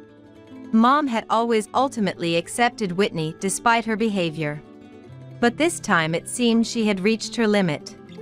I've been too lenient. But don't worry, I won't bother with you anymore. Live strong on your own. We had never seen Mom react so coldly before. But her resolve seemed firm, as if she had come to a clear decision. Dad agreed with her decision, and it was decided that Whitney would be kicked out of the house. So, how long do you plan to stay here? I asked Brad, who was left behind.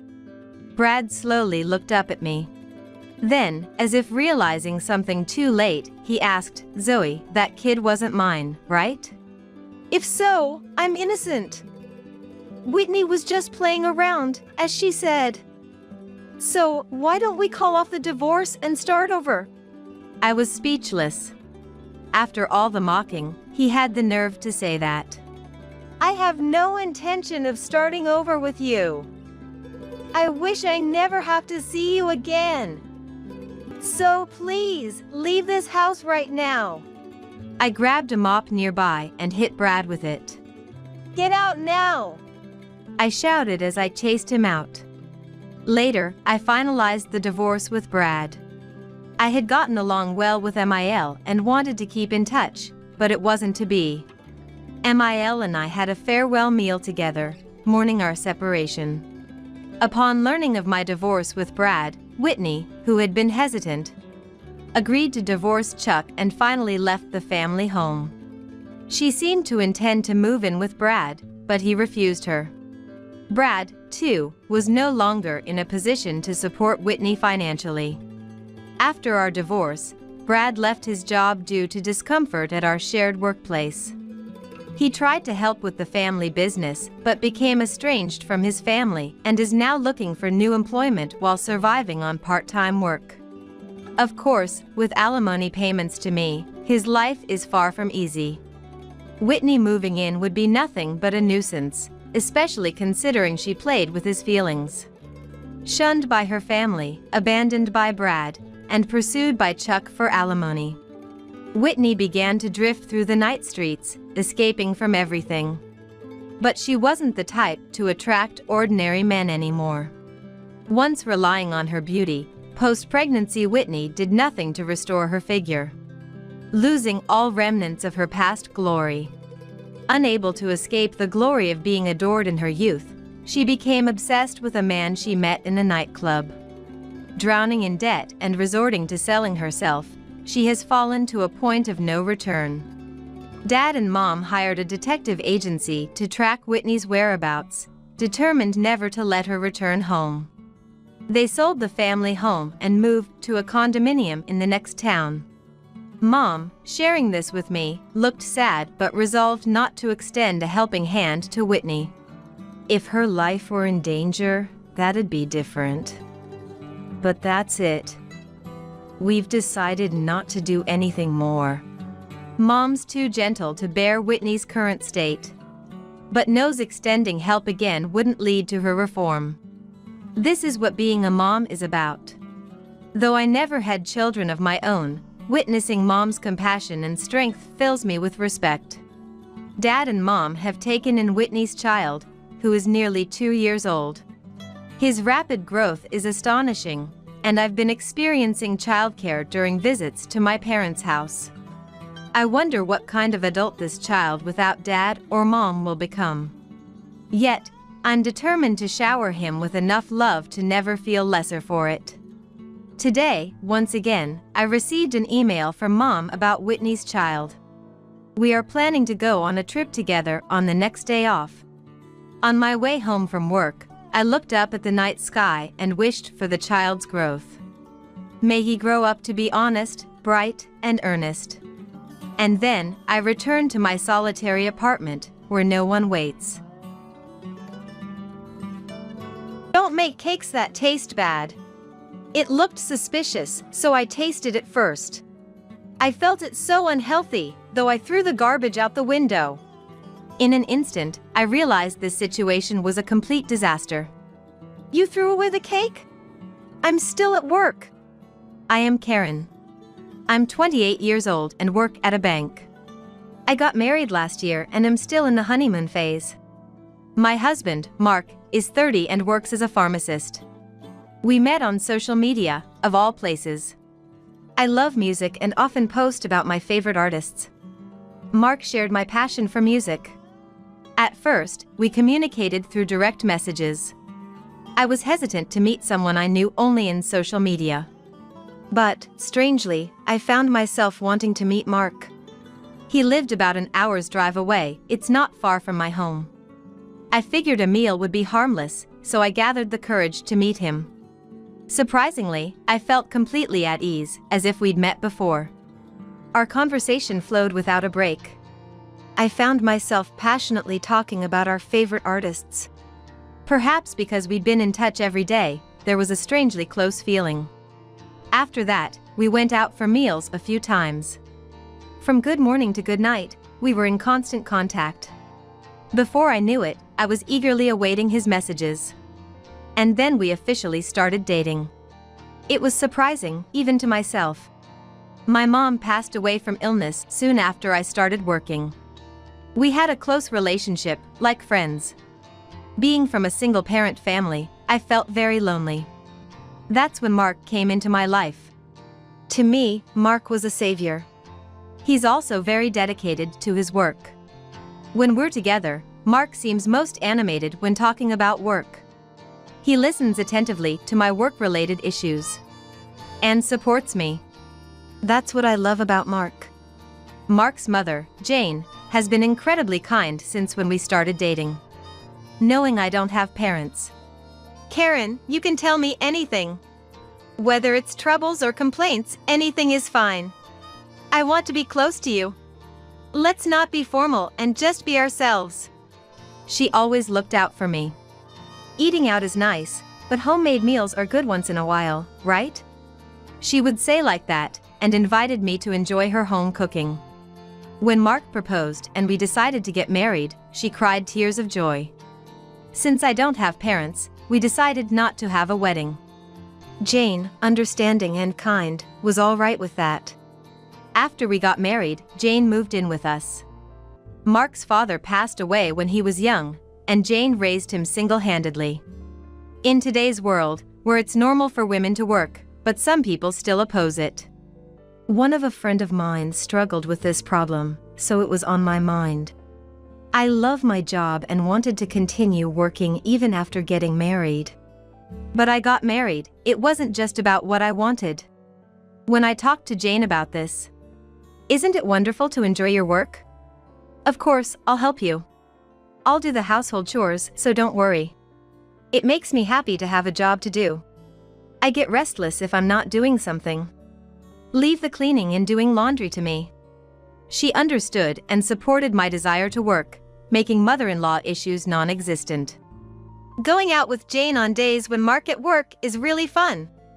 Though everything seems perfect, there is someone I struggle with. Mark has an older brother, Tom, and his wife, Betty. Tom got married 6 years ago and has a 5-year-old daughter, Sally. When we first met after our marriage was decided, "You seem like you're good at sucking up, getting along well with Jane. Lucky for you." Her comment, which sounded like sarcasm, left me speechless at our first meeting. I tried to minimize contact with her, but it's not always easy. Betty often leaves Sally with Jane. I'm going for a drink today, so please let her stay over. She's picky with food, so just give her some bread for now. She would hand over a single Danish before leaving for her weekly outings. Even if she loves Danish, eating the same thing over and over isn't good. Jane would say this with a wry smile. But Sally is a really picky eater, only eating sweets or Danish. Sally is smaller than other kids her age. I was a bit concerned but didn't think too deeply about it because she seemed healthy. Jane adored Sally. Although I had doubts about Betty's weekly outings, but it made Jane happy, so I let it be. Betty, a stay-at-home wife, dislikes working women. She wasn't pleased about me working. When Mark and I were getting married, marriage only makes sense with someone who can perfectly manage household chores.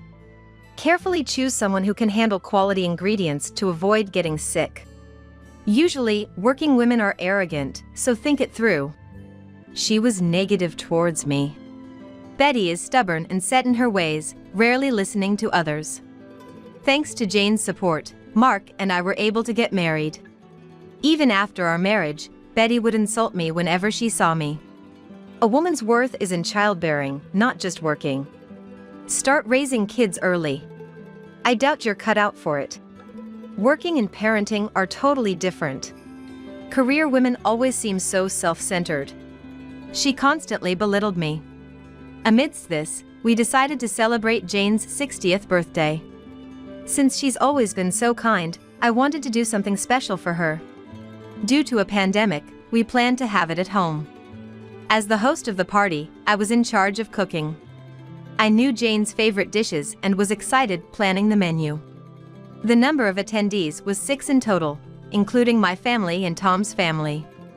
I planned to take the afternoon off to prepare for the day. But, due to a sudden issue at work, I had to work the whole day. Such last-minute changes were common in my job. So, I had to adjust my plans.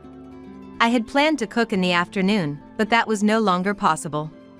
I quickly ordered the steaks and appetizers I had previously thought of. When I told Mark about this, "I'll probably finish work earlier, so I can pick them up. Don't worry. The steak will be a hit." I was relieved that we could start at the planned time. I was also planning a surprise, which made me smile just thinking about it. Just as I was about to finish work, I received a call. It was from Betty. She rarely made a phone calls, so I wondered what was up. She sounded in a bad mood. "Hey, Karen. Where are you for Jane's 60th birthday celebration? Get ready quickly. You said you were in charge of cooking, but I bet you haven't done anything. I only feed my child with organic products, so don't buy anything weird. Make sure the dishes are photogenic. And where's the key? I can't get in." She was aggressive right from the start. With so many complaints, I didn't know what to respond to first. But I wasn't late. There was still over an hour until the meeting time, but she acted as if I was delaying things. Also as the food, but all expenses were on us. So she really wasn't in a position to complain. "Betty, aren't you come a bit early? There's no one at home right now. Mark will be home soon, so you can ask him then let you in." Her voice sounded as irritated because she wanted to get into the house early. I think she just came early because she had nothing else to do. "Hurry up! Waiting in this heat is like telling to get heat stroke," she said. "Please wait in your car to avoid the heat. It won't be much longer." "Sorry." After I said this, "Hurry up! I don't want to waste gas." And she hung up abruptly. It seemed she was upset because Jane happened to be out and nobody was home. I contacted to Mark, and he said he was almost home, so I left her to him. The thought of going back was daunting. Because of worrying about Betty's behavior, I decided to call Mark before heading home to check on things. Then, I learned that Sally was happily playing in a plastic pool Jane had set up at home. Just as I was about to head back, relieved, but I received another call from Betty. Apprehensively, I answered, only to hear, "Don't make cakes that taste bad." It looked suspicious, so I tasted it first. I felt it so unhealthy, though I threw the garbage out the window. In an instant, I realized this situation was a complete disaster. Did you throw away the cake? I'm still at work, and I didn't make that cake. Turns out, she had thrown the cake out the window. Hearing this fact, I panicked. The cake was actually the highlight of the day, a surprise cake for Jane. Moreover, someone had painstakingly made it for her. Betty refused to believe that I hadn't made it. Huh? I can't believe someone who cooks regularly would make a cake like that. I was shocked you were planning to serve it. Shame on you. And she completely refused to believe it. I decided to rush home to assess the situation. Then, I heard Sally crying over the phone. The worst possible turn of events. Apparently, the cake had fallen where Tom and Sally were playing outside. The cake was a surprise that Tom and Sally had made for Jane the day before. Originally, I had planned to make the cake. While talking to Mark, I learned Sally was enjoying helping out in the kitchen. Thinking it would be special, I suggested to Tom that Sally could help make the cake, to which he agreed enthusiastically. Unfortunately, Betty was out at the time and unaware of this. It was a plan to make Jane feel extra special with a cake made by her beloved Sally. Sally's crying was getting louder on the phone. Unable to stay put, I hurried to go home. When I arrived, the atmosphere was tense. Tom was normally calm, but was raising his voice. Regardless of who made it, it's not right to just throw it away. And who opens the fridge in someone else's house as they please? Don't you have any common sense? To this, Betty responded. I just didn't want Sally to eat something strange. Food is important. Unlike you, I'm taking parenting seriously. Betty and Tom started a heated argument. Jane was desperately trying to comfort Sally. I suspected Betty threw away the cake I made for out of spite. After handing Sally to Tom, Jane angrily confronted the situation. How can you do something like this? This is not what adults do. Even children understand that. And what's this about organic? Feeding her only Danish all the time is not healthy. She needs a varied diet. Sally is the one suffering. This was the first time I saw Jane was angry. I was shocked. But she voiced everything I couldn't say. Despite Betty was unyielding. She's just picky. What's wrong with letting her eat Danish she likes? If I'm going to be criticized for every little thing, I won't bother leaving her with you anymore. I thought I was doing you a favor since you're always so free. Tom couldn't stay silent. Doing you a favor? Sally had been taken care of, isn't her? You're out every week, and is it your right attitude? Tom was right. I knew Jane sometimes canceled her plans for Sally. Realizing Betty brought her over with such intentions made me feel sorry for Sally. Jane couldn't stay quiet either. What do you think Sally is? Aren't you her mother? It's not okay to leave your child every week to have fun. Have you ever really thought about her picky eating? It won't get better by ignoring it. She barely plays outside, right? Her skin is so pale in the summer. Betty was furious at this. Girls should have white skin, and being small is cuter. Playing outside would make me tan too. It's just a cake, and you're blowing this out of proportion. You guys are creepy family. I had been silent about something until now. Betty had frequently harassed me. For example, she secretly added a lot of salt to the food I made, making it too much salty. And some of the accessories I bought during my single days disappeared from our house. I seized the moment to reveal everything. Betty became quiet and embarrassed. Tom was shocked and kept apologizing. The atmosphere was far from celebratory. Tom revealed that he had seen unfamiliar accessories at their home. Betty quieted down after this. I just borrowed them, that's all. You're making a big deal out of nothing. Betty's excuses were painfully inadequate. Then, Sally spoke up. Mom, it's not nice to be mean. If you want something from a friend, you have to ask. My kindergarten teacher said so. If you make a mistake, just say sorry and you can be friends again. If you made a mistake, Mom, just say sorry and it'll be okay. Everyone was instantly soothed by Sally's words. Tom and his family understandably felt uncomfortable. Tom then said, "Maybe we should go home today," he suggested. But I knew leaving now wouldn't be good. It would make it awkward next time. I insisted they stay. I didn't want this milestone birthday party to end on a sour note. I hurried to the fridge. I thought about what I could make with the leftovers from yesterday. Luckily, there was still cream and fruit.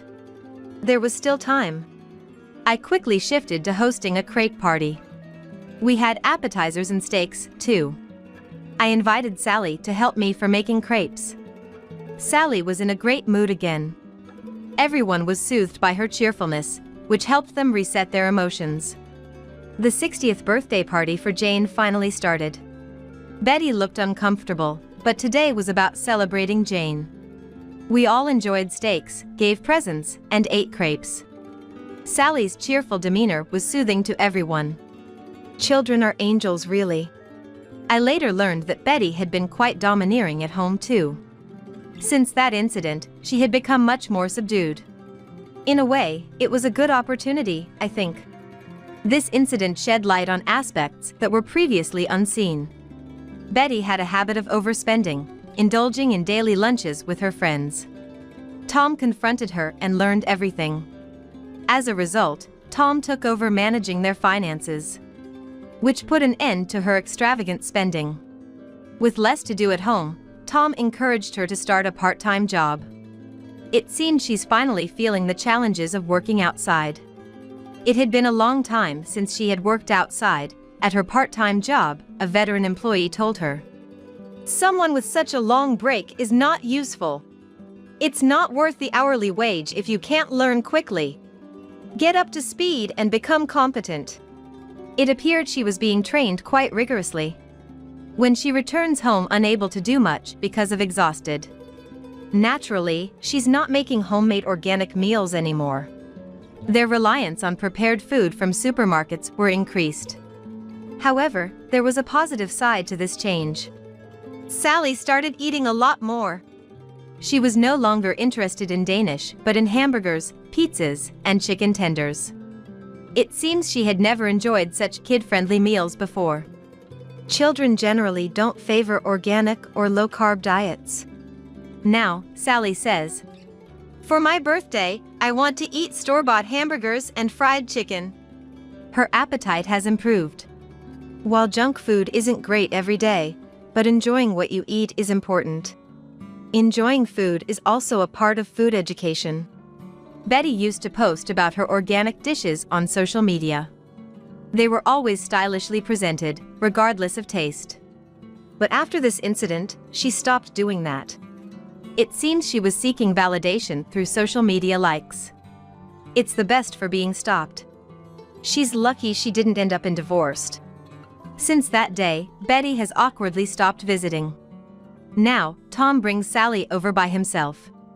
Sally seemed more relaxed and free, even enjoying snacks now. She appeared noticeably brighter and happier. And Jane is also happy to see the peace. As for us, we continue to live happily with Jane. And now, I'm expecting our first child. The whole family is overjoyed. We're all busy preparing baby items for the new addition. I hope we continue to live as a happy family. Oh, exactly. I'm the eldest son. It's only right that I take over Dad's company. Despite the impending funeral of Hugo, our late company president, my estranged older brother, blurted out such a statement as soon as he showed up. Huh? I couldn't help but let out a surprised murmur at my brother's words. Suddenly, Eugenie, my sister-in-law, raised her voice. Devin is saying he'll be the president. You get that, right? Normally the eldest son takes over the family business. As a younger sister, you should simply step aside. Whoa, Eugenie, lower your voice. The funeral is about to start. Well then, admit it already that you're giving the company to me, or else we'll create a chaos at this funeral. With smirks on their faces, they both stared at me. I had no idea that they were this insensitive. It felt like something taut within me, like a tightly drawn string just snapped. Dealing with these people was becoming more ridiculous by the second. Fine, I'll give it to you, but in return, get out of here right now. At my words, the two of them grinned. No backing out later. We're relieved you agreed so quickly, just like father-in-law. You're such an accommodating sister-in-law. Leaving those words behind, the couple left the venue. My name is Elsie. After losing my mother a few years ago, I have been living with Hugo. Despite being in his late 60s, Hugo remained active, astonishing even his own daughter with his vitality. Hugo ran his own company, where I also worked. Once I started working, I realized that Hugo, who I had always seen as strict during my childhood, was actually a man of great compassion. Hugo's stern and plain-spoken demeanor, both at home and in the office, were the result of a character that didn't allow for compromise, neither from himself nor others. I became aware of this because Hugo, who I had thought was cold, was highly respected and depended upon by his staff at the company. I used to wonder why these people would follow such a ruthless man. One day, I saw the reason firsthand. I'm sorry, Mr. President, I received a call from our client, & saying that the quantity of the goods we delivered yesterday was short. The one saying this with a pale face was an employee named Tobin. & is a valuable client of ours. Hugo's company isn't big and our main operation is transactions with major clients. In other words, every single issue with a major client is of considerable importance. Tobin continued, bowing his head. It's my fault. They apparently need it today, so I'll hurry and deliver it right away. I'm really sorry. To this employee, Hugo said, Wait, I'll go too. It's my fault as the company's president when the company makes a mistake. Let's go apologize together. Hugo stood from his seat and put on his suit jacket. They reported upon their return that our dealings with & would continue. Apparently, after Hugo apologized, he presented a plan to prevent such mistakes in the future to & was not only convinced by the plan, but also increased the volume of transactions due to Hugo's honest attitude and his good judgment in rectifying the mistake. Given the time crunch for & order, I shouldn't have left it all to Tobin. I should have confirmed it together. So don't blame yourself alone. Tobin shared that Hugo had said these words to him on their way to the client. Tobin proudly spoke of Hugo, who had responsibility and also supported him. Then other employees started to talk about Hugo in unison. From their proud faces, I realized why Hugo was so loved. Thus, my expression of Hugo, which had been that of a cold and strict person, changed to that of a strict but caring person, and I began to respect and admire him, just like the other employees did. As my perception of Hugo changed, not only as a CEO but also as a father, I started to nurse a certain concern. The cause of my concern was my brother. I have a brother named Devin. My brother, rebelling against the strict Hugo, had left home as soon as he graduated from college and had never returned, not even when our mother passed away. A self-centered brother who didn't attend even our mother's funeral. But perhaps influenced by the loss of our mother, I started to reconsider the importance of family and wondered if I could somehow mend the relationship between Hugo and my brother. If he could know our father not only as a stern man, but also a caring one, their bad relationship might be resolved. The more I knew about Hugo's kindness, the stronger this thought became. Then one day, my brother came back with a woman. I was surprised by the sudden visit, but Hugo, though keeping his calm, seemed somewhat pleased. However, despite their reunion after several years, my brother started the conversation without showing any concern for Hugo or searching for our deceased mother. Because of the debts, I can't live a proper life. Dad, please take over my debts. From me as well, please. The woman crying next to my brother who just said this was Eugenie, who he said was his wife. Without reporting to any of our family, my brother had married. He had married Eugenie, but due to the debts from his gambling, their married life wasn't going well. So he came back to ask Hugo for help. It's too much to ask. That's what I thought, but Hugo said, Understood. and that was it. When I looked at Hugo in surprise, he was staring at my brother and his wife with a serious look. These are the conditions. Never gamble again to pay your debts. Work hard for your family. Show up a few times a year. If you can keep these, I will pay your debts. Even the strict Hugo must have been pleased with the reunion with his long-lost son. The amount of debt my brother was carrying wasn't something you would take over with these conditions. However, if this could improve the relationship between Hugo and my brother little by little, that might be enough. After all, Hugo accepted it under these conditions, so it's not my place to comment. I convinced myself of that. Oh, thanks, Dad. You saved me. As soon as Hugo agreed to take over the debt, my brother quickly explained the transfer destination for the money and left our house. I wasn't without concern about my brother's attitude, but above all, I was genuinely happy that Hugo and my brother had a reunion after a long time. The usually quiet Hugo mentioned my brother's name several times that day. He must have been very pleased. But people don't change so easily. Nearly 2 years have passed since my brother visited Hugo, but my brother hasn't shown up since then. Moreover, the debt kept increasing every month, and even though it was being paid back, bills kept coming to Hugo. During that time, I contacted my brother many times. Even though I blamed him for not meeting the conditions given by Hugo, my brother wouldn't listen. It's between Dad and me, so don't interfere. And he would hang up the phone every time. Then one day, Hugo told me something. It seems I have pancreatic cancer.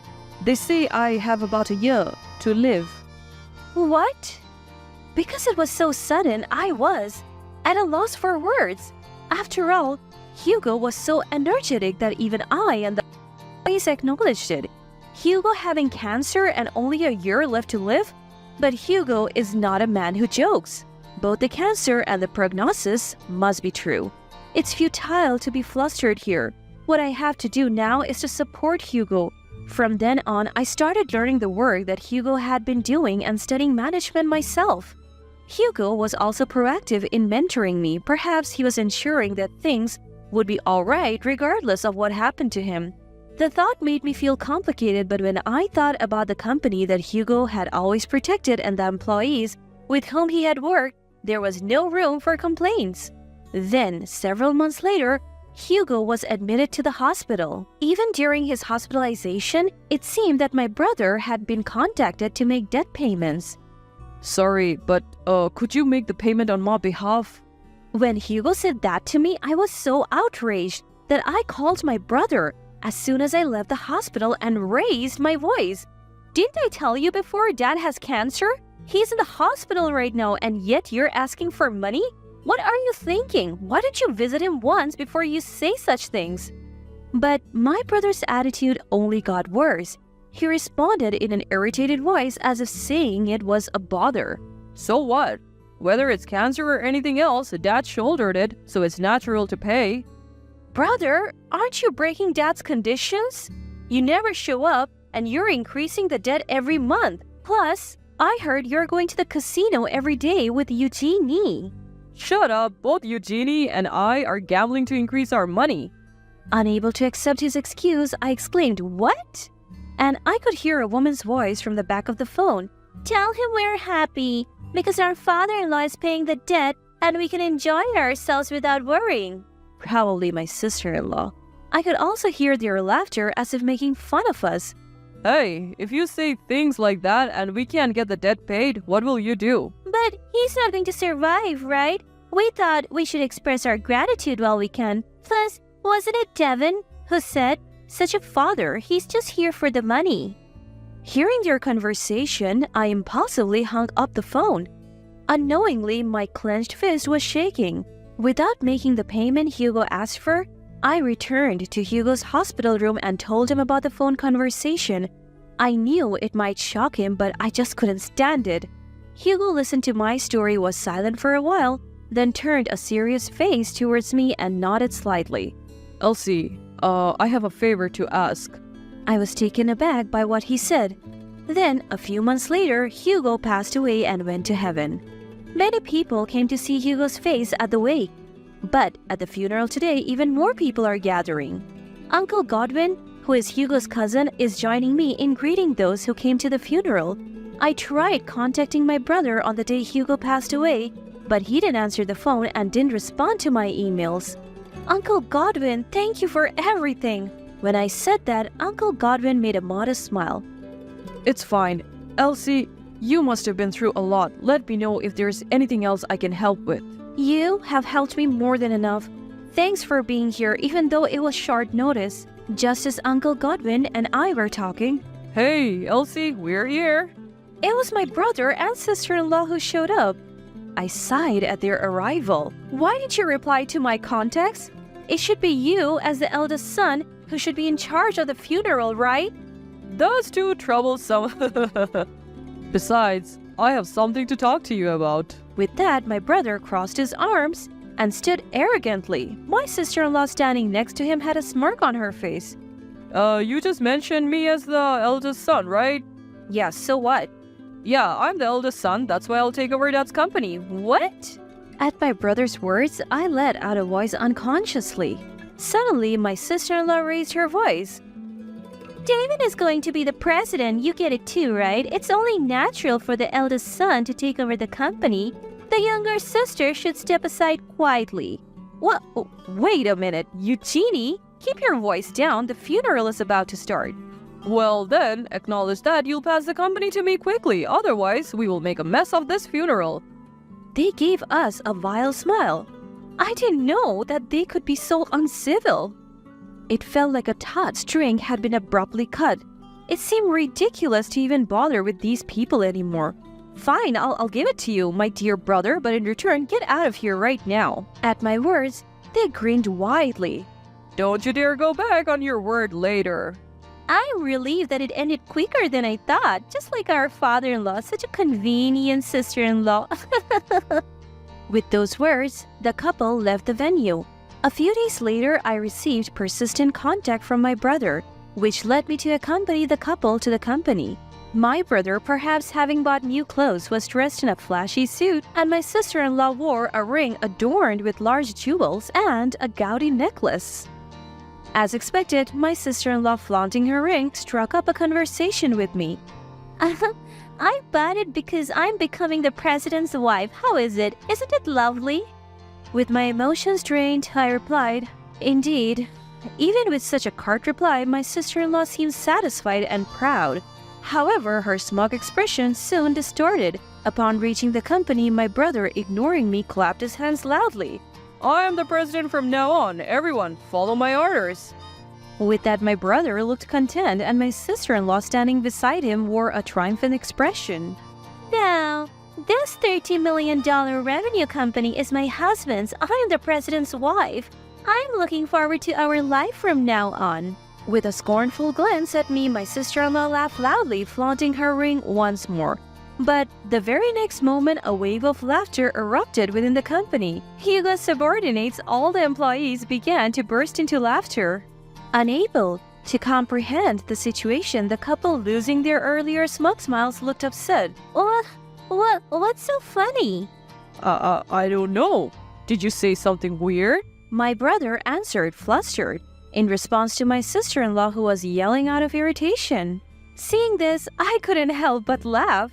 Noticing me laughing, my sister-in-law shot a sharp glance at me and started yelling, You know something. What did you do? What's so funny? Oh, it's just funny to see something that's not even yours being claimed so brazenly. What? Hearing my words, my sister-in-law screamed and my brother yelled. What do you mean? Indeed, the president of this company isn't my brother. From the time of the funeral, neither my brother nor I had any authority to take over Hugo's company. That's because Hugo's company had already been sold. When I found out that my brother and his wife only saw Hugo as a cash cow, Hugo made a request to me. That was to sell the company. I made a mistake raising Devin. While I'm alive, it's fine, but I don't want to cause trouble for you after I'm gone. Hugo saying this made up his mind to let go of the company for my sake. Of course, I opposed it, but Hugo's determination was unwavering. From then on, while still in the hospital, Hugo spent busy days talking with Uncle Godwin, who runs the company, about buying the company, discussing the future of the company with each employee. Thus, the company was safely handed over. All the employees were satisfied with the sale of the company, as Hugo explained it earnestly, and their conditions did not change. And a few weeks after Hugo passed away, the purchase agreement was signed and the company was already in the hands of Uncle Godwin. Despite this, my brother was saying things like, "I'm the president," and "the company is my husband's." How could I not laugh at this? I'm sure not just me, but all the employees were holding back their laughter since the funeral. I summed this up and explained it to my brother and his wife. Upon learning that the company was already up for sale before either of us siblings decided to take it over, my brother and his wife turned pale.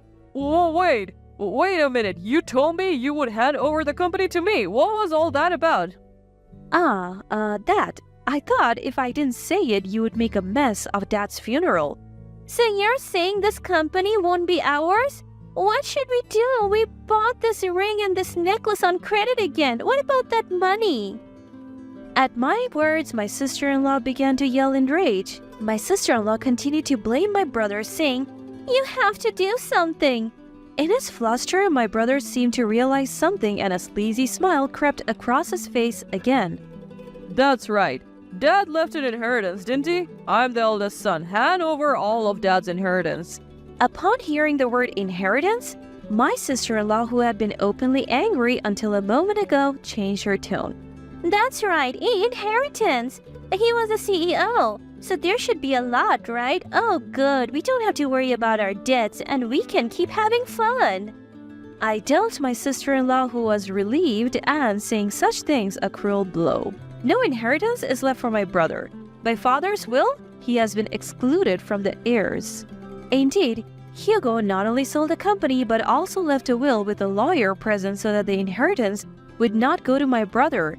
It stated that Hugo, who had been repeatedly covering my brother's substantial gambling debts, excluded my brother from the heirs. That's ridiculous. My brother argued, but I coldly brushed him off, saying, "Why don't you hire a lawyer or something? It's a waste of money, though." I can't believe it. I quit my job thinking I would get the company, and I can't even get an inheritance?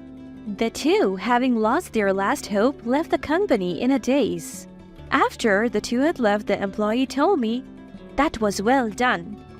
My brother, who had quit his job in anticipation of getting the company, apparently couldn't find a decent job afterwards. My sister-in-law, who thought she would become the wife of the CEO, also had her dreams dashed and seems to be considering divorce from my brother, but she can't even afford to do so because she has no money. The two seem to be living a life of paying off debts while working part-time all day and having quarrels every day. Meanwhile, I have been working together with the same staff as before, even after the president became Uncle Godwin.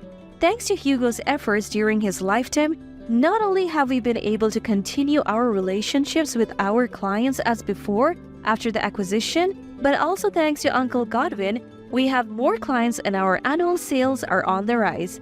This company will surely continue to undergo various changes, but I think it's my role to keep protecting this company, respecting and embodying Hugo's ideas. To achieve that, I will continue to work hard. Emily, how many times do I have to tell you? Hurry up, your dad is waiting. I'm sorry, I'll bring it right away. Jeez, you're so clueless. I can't believe you work for a big company. This one's a real piece of work, isn't she? Why did Jackson even marry her? Well, she makes good money and she's easy on the eyes. Yeah, I guess she is pretty and has a good figure. I am Emily. I am 30 years old and have been married for 3 months. So I'm basically a newlywed. I live with my husband, Jackson's family. Living with in-laws is not so common these days. but my husband says it's natural because he's an only child. I don't know anyone among my friends who does this, so it doesn't feel natural to me. But I keep my mouth shut because speaking up only leads to yelling. I do work for a major company and make a decent salary. My husband works for a small to medium-sized business, so he doesn't make as much. I might even make close to 1.5 times his salary. He doesn't seem to mind depending on a woman's income. Before we got married, he said he'd take care of everything and that I didn't have to work if I didn't want to.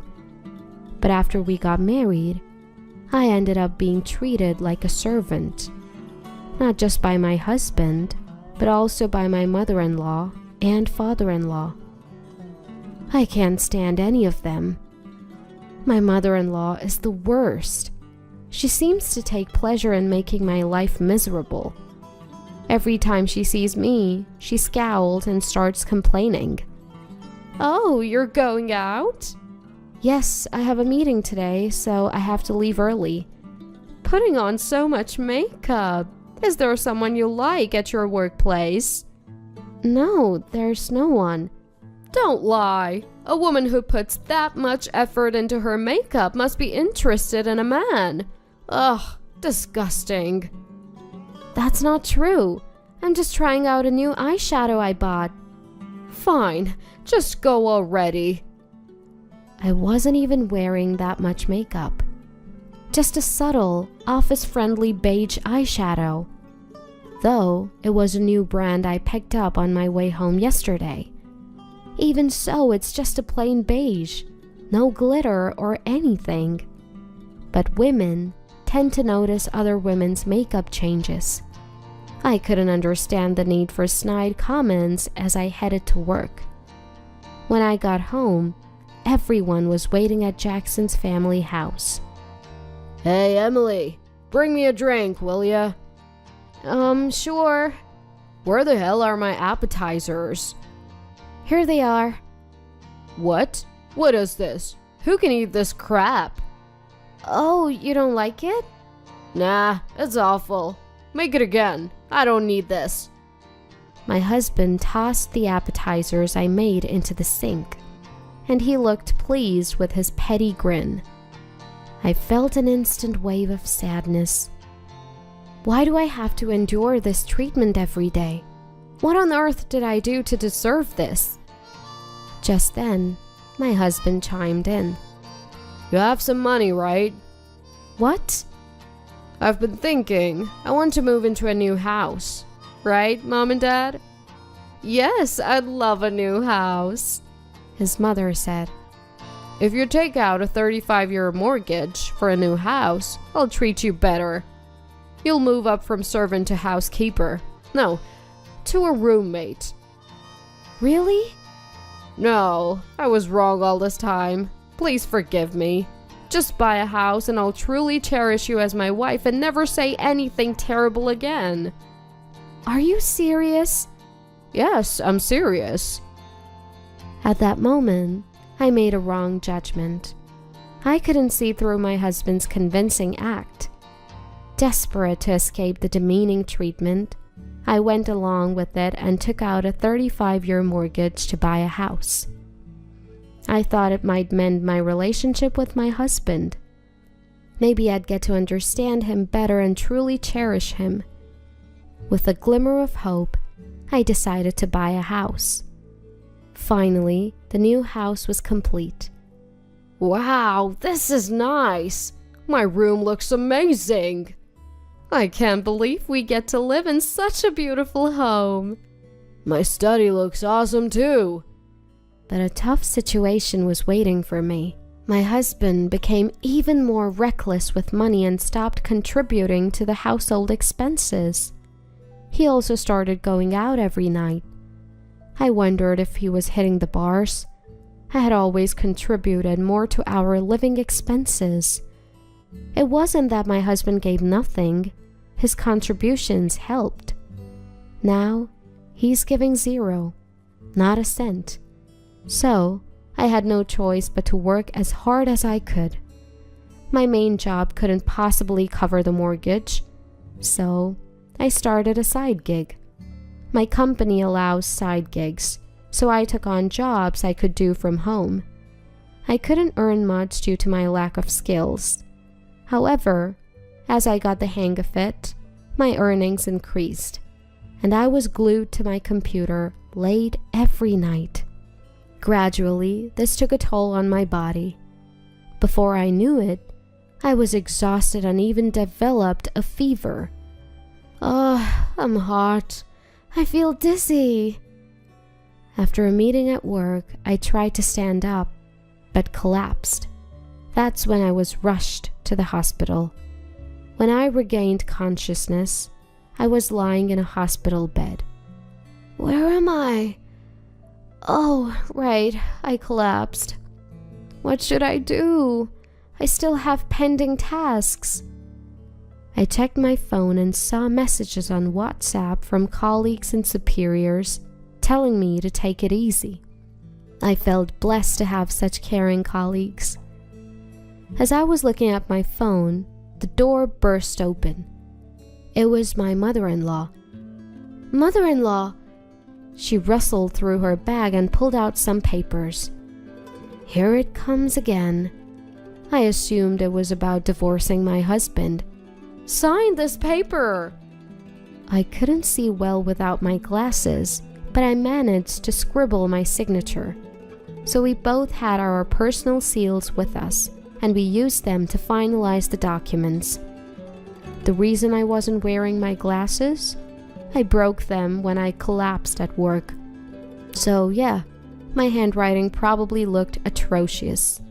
It wasn't illegible or anything, but without my glasses, that's the best I could do.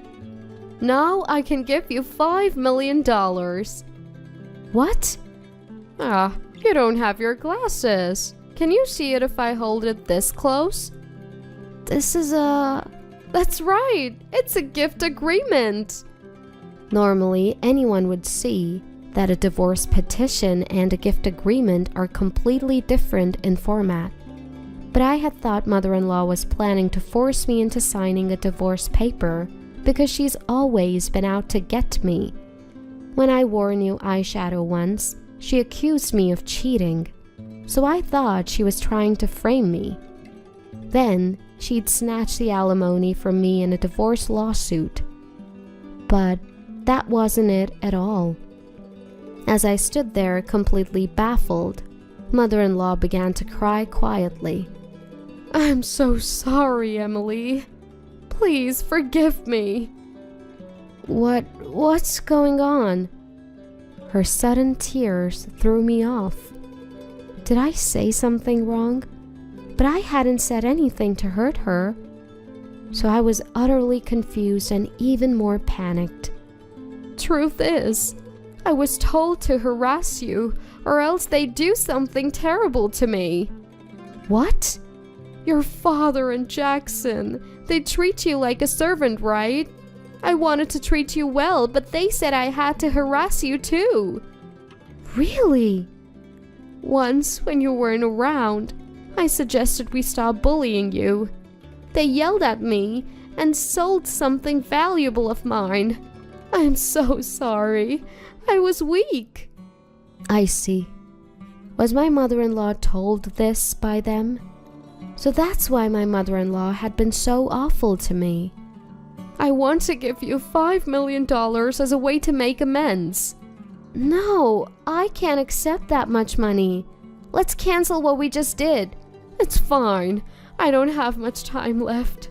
I want you to have it. What? I have cancer. What? What a twist. I never knew my mean mother-in-law who had been tormenting me had cancer.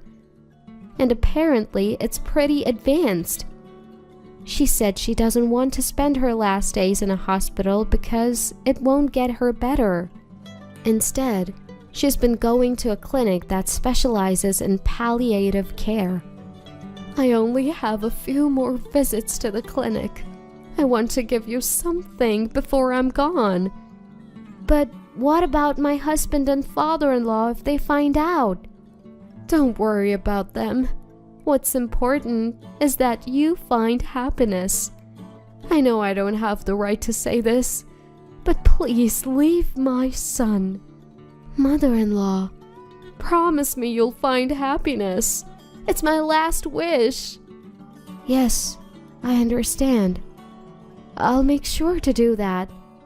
I was crying. I never knew that the woman I hated so much was actually thinking about me. And where did the $5 million come from? Turns out, it was left by her late father, who was incredibly wealthy. Given that Jackson's family home looks totally average, mother-in-law must have been saving the inheritance. She insisted that it was okay for her to give me this significant amount. Though, I had no idea what to do with such a staggering sum. So, I accepted it. After that, I recovered and left the hospital. I took some time off before going back to work. And there's one thing I want to do before that. It's to divorce my husband. Can you leave this house? What? This is my house. I'm the one who's been paying the mortgage, and it's in my name. I don't need you anymore. Don't get smart with me. Since when did you become so important? I'm certainly more important than you. Sneaking out to the other women's homes at night. What? I noticed unfamiliar makeup or something on your shirt.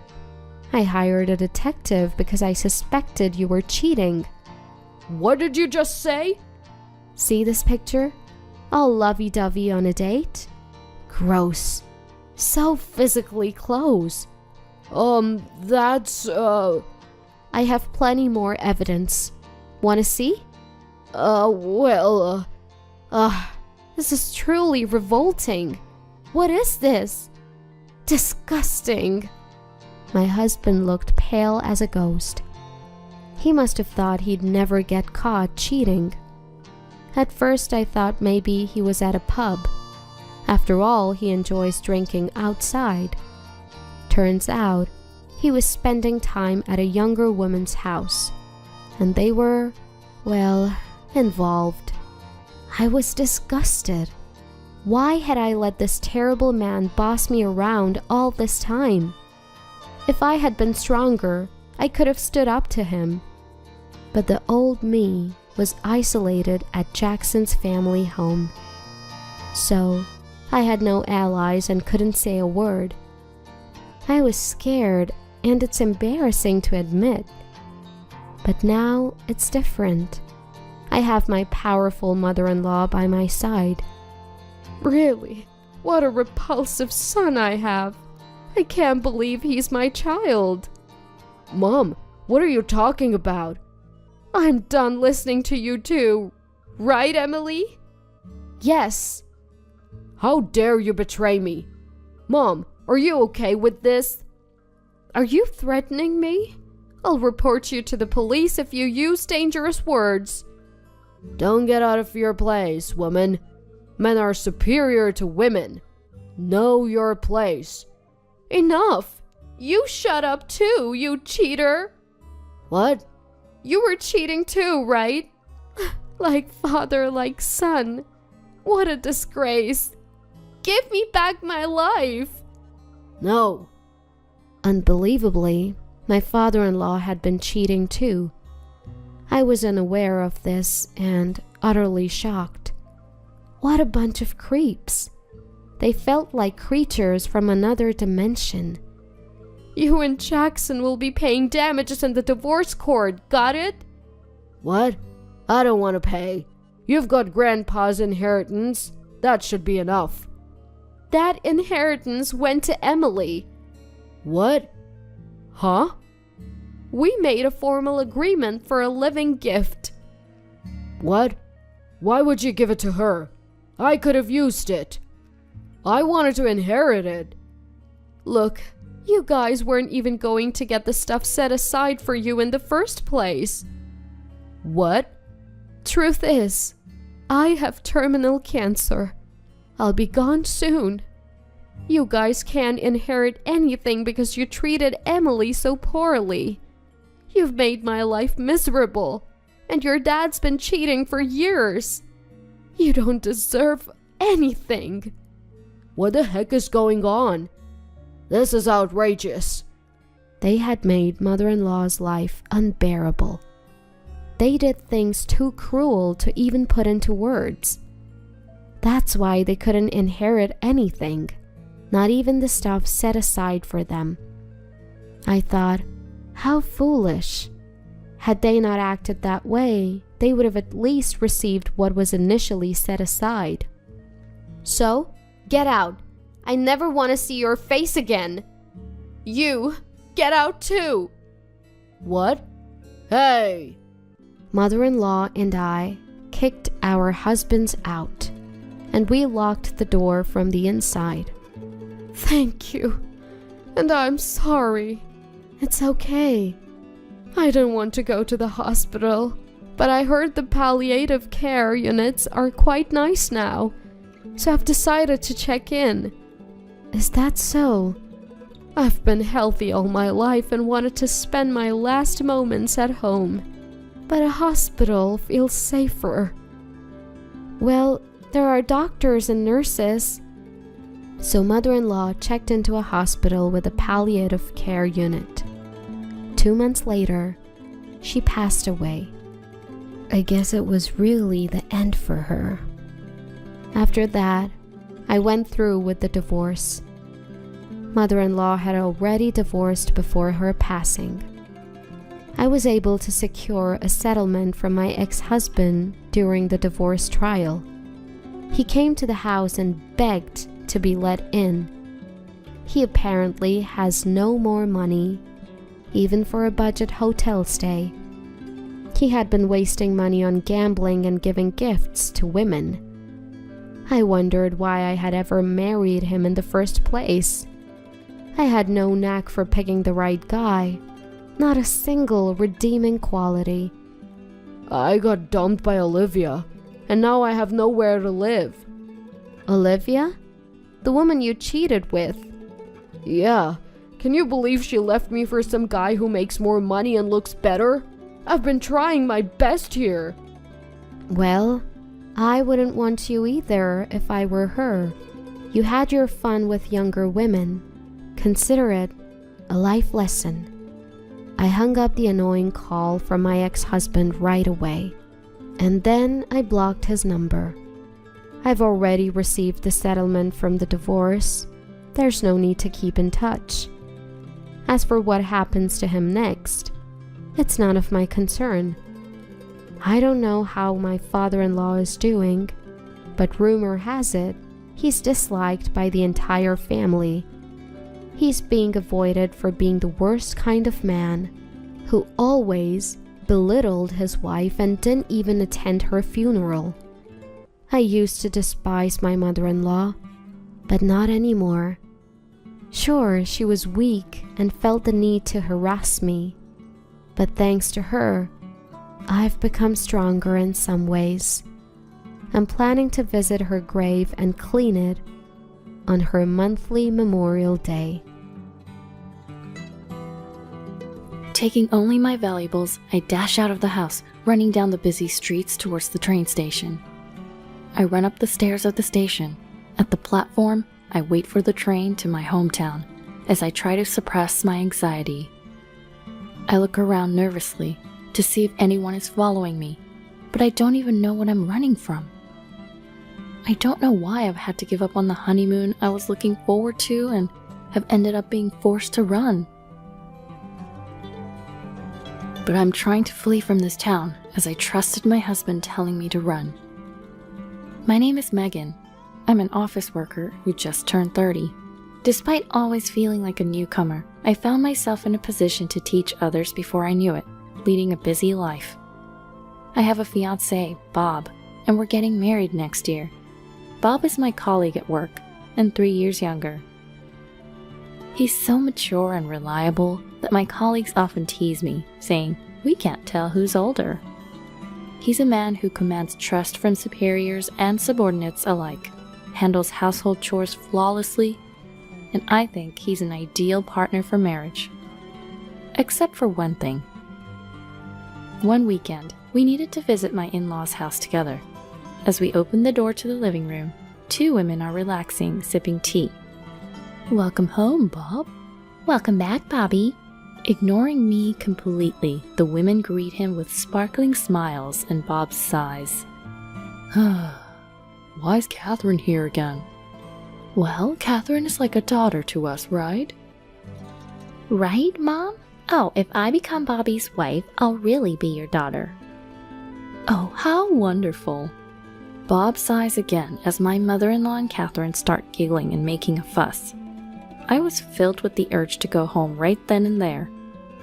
Catherine is a neighbor of my in-laws and Bob's childhood friend. They've been close since they were babies, up until high school. Catherine has beautiful eyes and a slender figure, and with her expertise in acting cute, she's the type of girl that men can't leave alone. For some reason, she's fixated on Bob.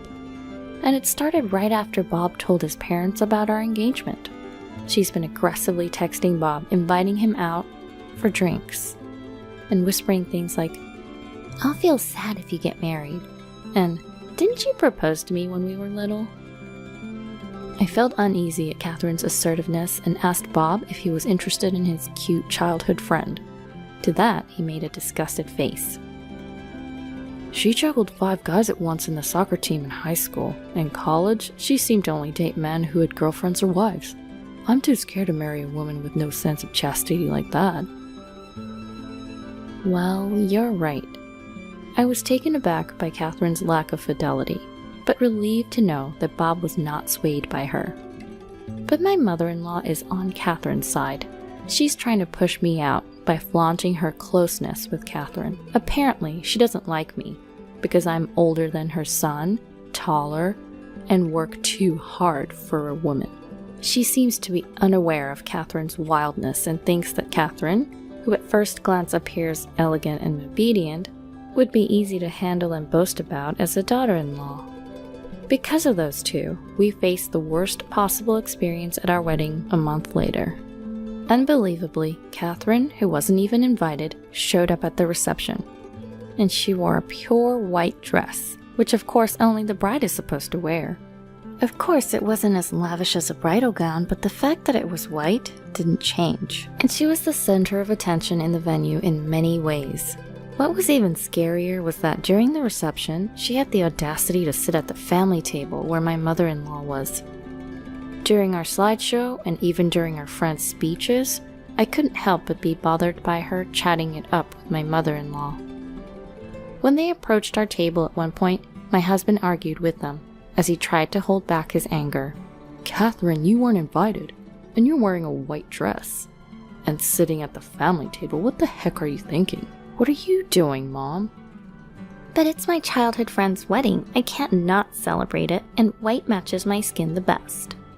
"Oh, I agree. The white dress looks really good on your fair skin. You look the best in this venue. I requested the seat because you forgot to prepare it. Don't worry, I'm sharing the meal with her." Ugh. My husband, unable to vent his frustration, looked down in despair. Looking at my father-in-law, who was at the family table, he had an apologetic look on his face.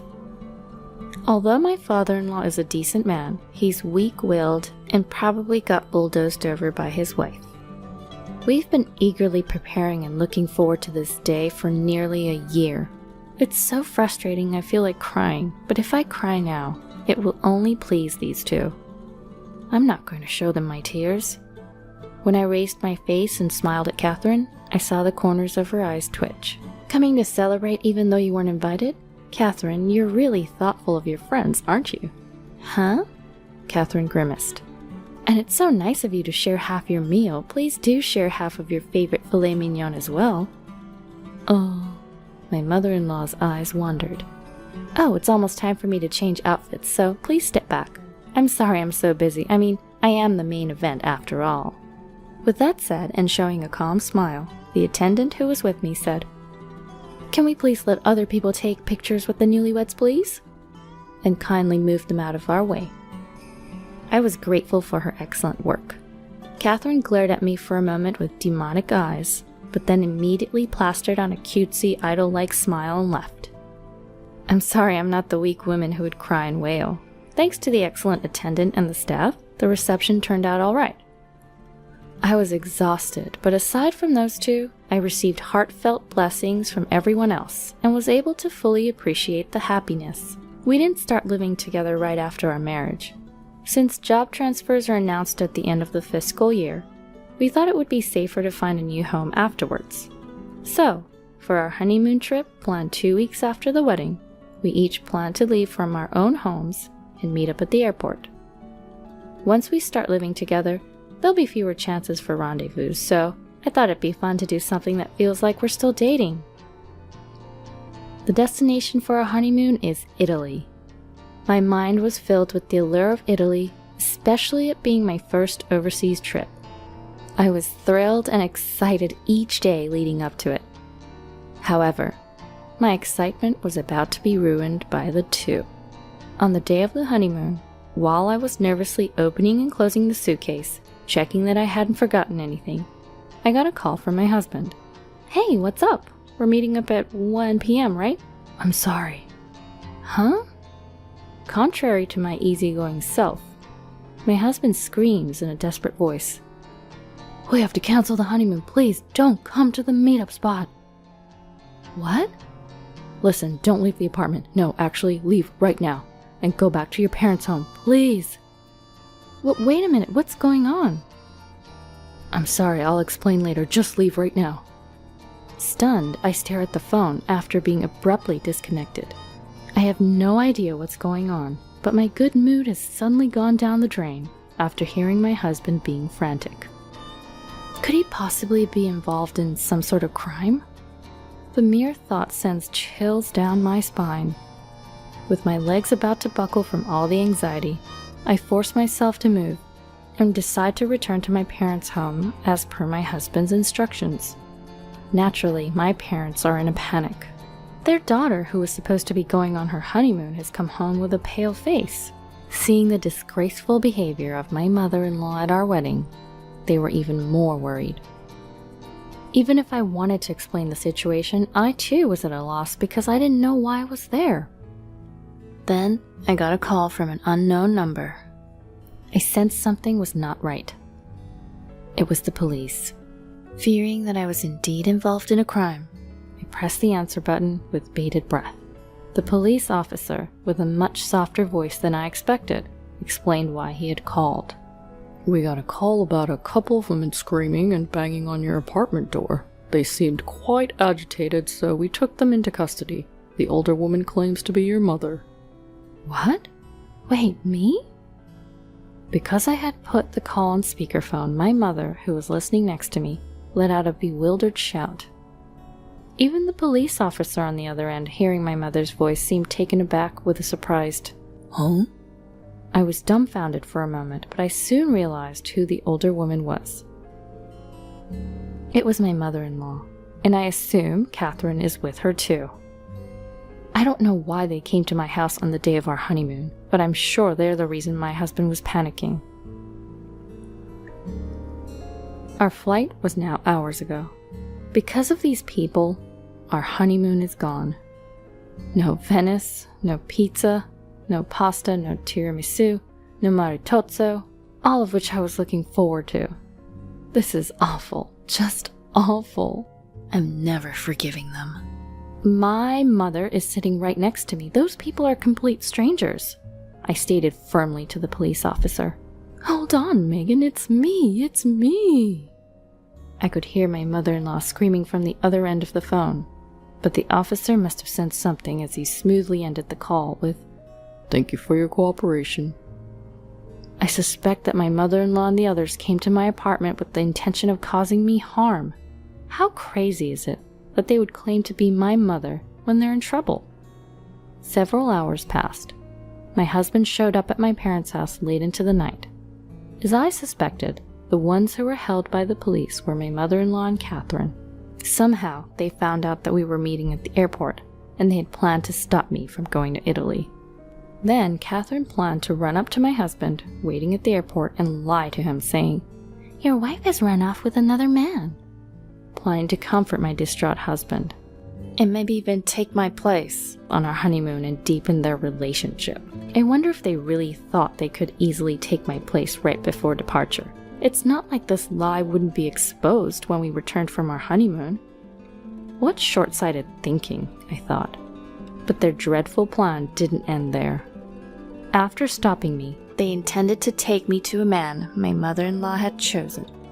To my mother-in-law's 50-year-old unemployed brother. For that purpose, they had Catherine's cousins waiting in a car, which gave me chills. If this plan went through with my mother-in-law's brother and me, and my husband and Catherine, my mother-in-law thought we probably wouldn't be able to stay as a couple. It was a terrifying plan. How my husband found out about this terrifying plan was thanks to my father-in-law.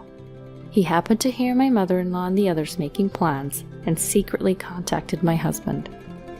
My husband was planning to do a little work before heading to the airport, so when my father-in-law called, he was still at work. He immediately called me in a panic.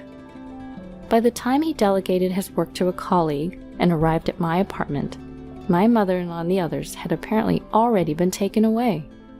After that, he went to the police with my father-in-law, sorted out various things, and finally managed to get here. My husband apologized profusely for the actions of my mother-in-law and the others, and for our cancelled honeymoon.